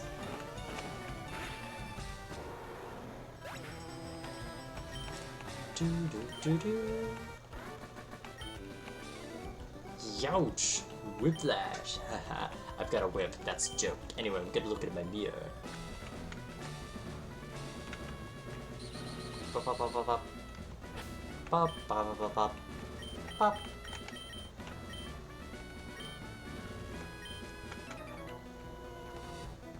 Karate is the ultimate form of martial arts. Man, I can't believe Giovanni is actually just, is buying off people from the dojo to join his gym. But I do like how his gym is sort of built around, like, having more diverse types. Like, he's got poison types, he's got normal types, he's got fighting types, and he's got his ground types. Like, I don't know, it adds like a little bit of flavor to it and makes it feel more like an ultimate gym. But I do think they do a lot better with, you know, the Johto one where it's like, yeah, it's just the Gen 1 rival, and he's going knucking futz. He's just like, alright, I'm gonna use my you're worthy to fight champion team. I'm sorry, Hellboy, you can't evolve. You can't know the power of friendship yet. I'm so sorry. No friendship yet, man. I'm I'm sorry. You have to just internalize your feelings negatively till finally you can get therapy and grow.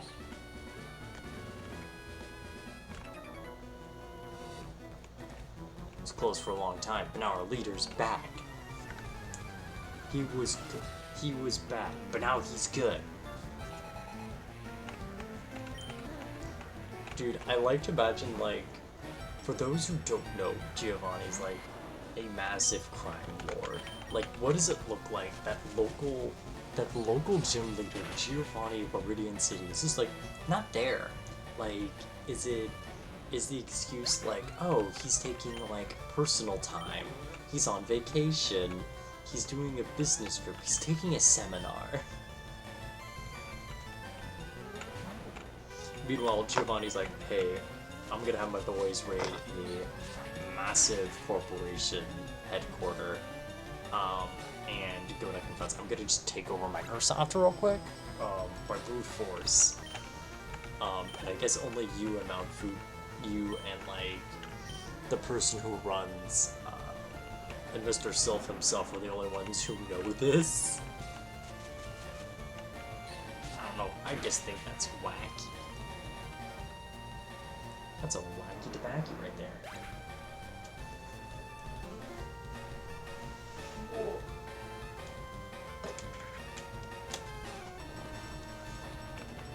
Alright, let's get Hemi. Get good. Alright. Let's see, we can get Peeps some level. Yeah, what I'm thinking right now is tonight we're gonna see if we can just finish the gyms, and afterwards we're gonna have a training arc of the Sevi Isles, because that's gonna be a good spot to just casually grind for the Elite Four. Because, man, the Elite Four sure is a massive grind, because you're dealing with level 50s your cap to, oh cool, you have to get 10 levels to even compete with Lance. Unless you have like ice type moves. Whop. There we go, Peeps.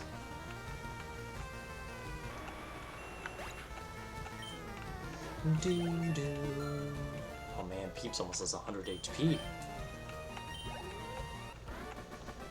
Samuel.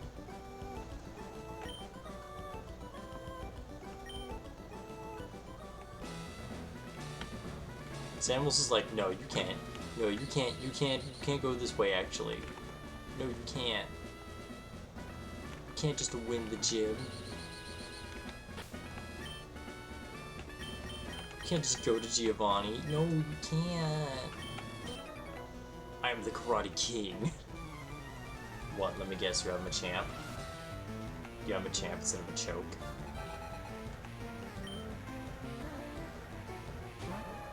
Oh, you were selling a choke, okay. I see how it is, man.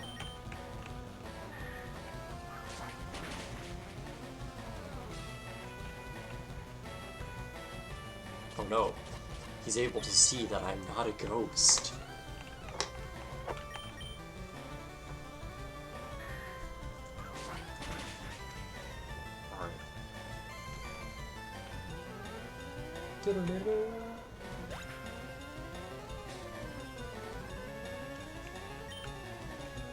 Oh, we're getting that XP. I like he starts really strong, like, oh yeah, I've got my Machoke, and here's my little boy. He's in the works. Alright, looks like next level we'll get Mean Look, which isn't really a move we need.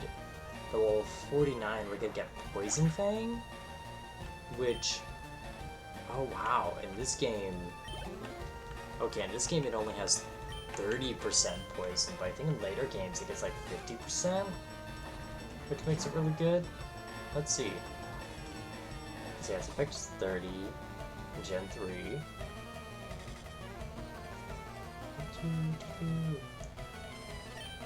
Yeah, air cutter, man.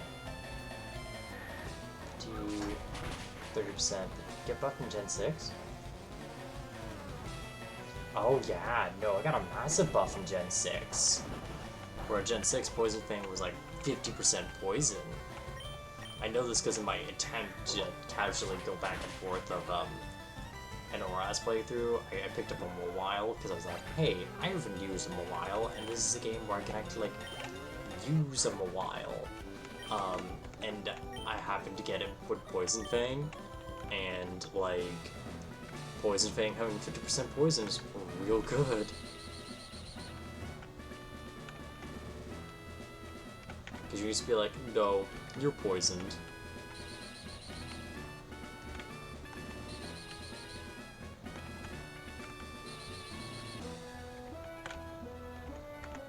Oh wait, I think I just go to bed now. Alright, hope you sleep well, KB. It seems like you had a great time, and I hope you have an even greater time in sleepy time. In the sleep verse, as we take on Giovanni.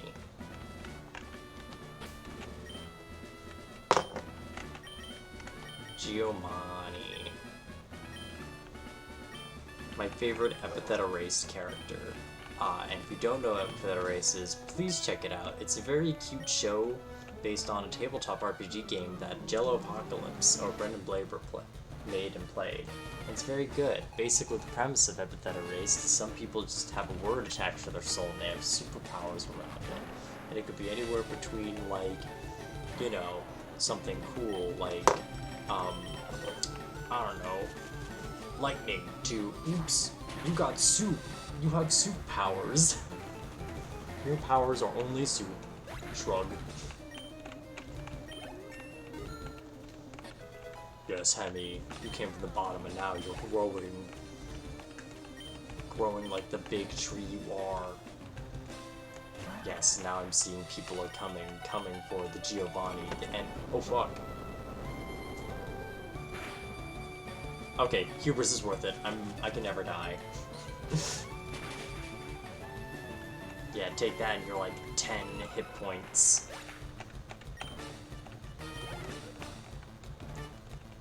Okay, Nido Queen, we're gonna shift things up. We're gonna go to Peeps. Just get a few psychics in. Alright. Yeah, dude, I'm really confident about this.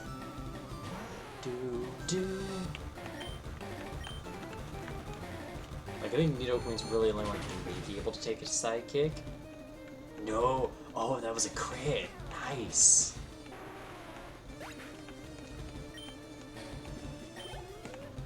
Yeah,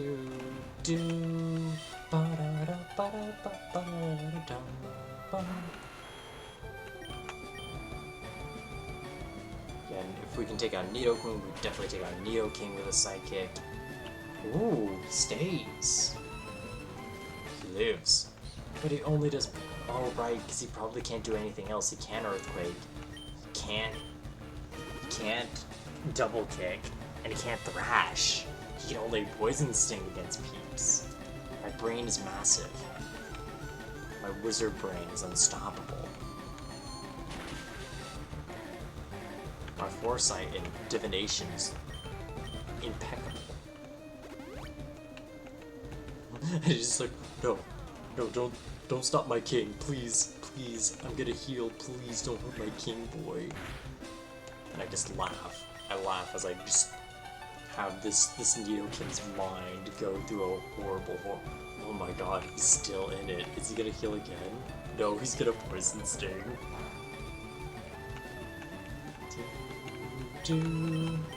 He's gonna little Shadow Punch.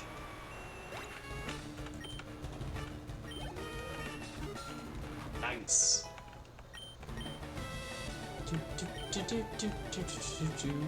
Alright, Hemi, you know what? You've been doing it. You had a long time since you had a spotlight. You take this. You take this win. You razor those leaves.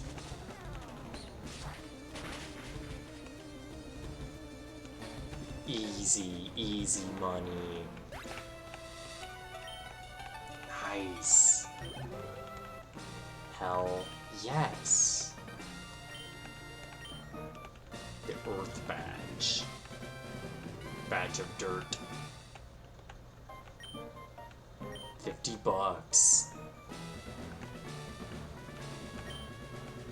Yes. Yeah, so now we got Earthquake, which is really good and something we're giving to Nido King. Giving to Rickon, so he gets a really good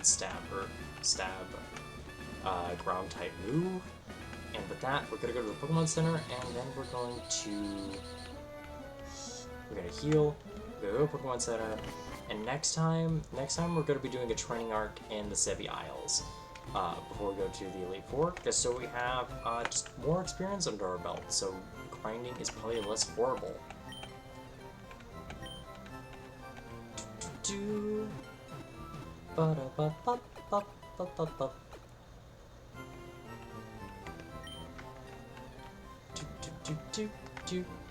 Do. Alright, we will save. And then we're gonna look at who we're gonna raid. Let's see. We've got 3 options here. We got Boingo. What's Boingo doing? Ooh, Boingo's doing Bug Fables. Like, she's doing Temtem. Okay, but Banuki Tanuki only has 1 viewer, and we can double those viewers with our views. So we're gonna support them. Kiba Tanuki. They're doing a Minecraft run where they start completely in the middle of the earth, so we'll support them.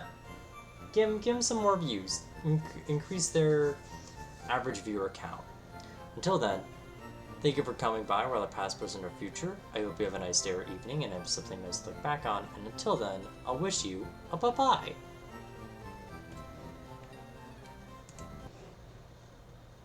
Time has stopped. You keep on going. Bye.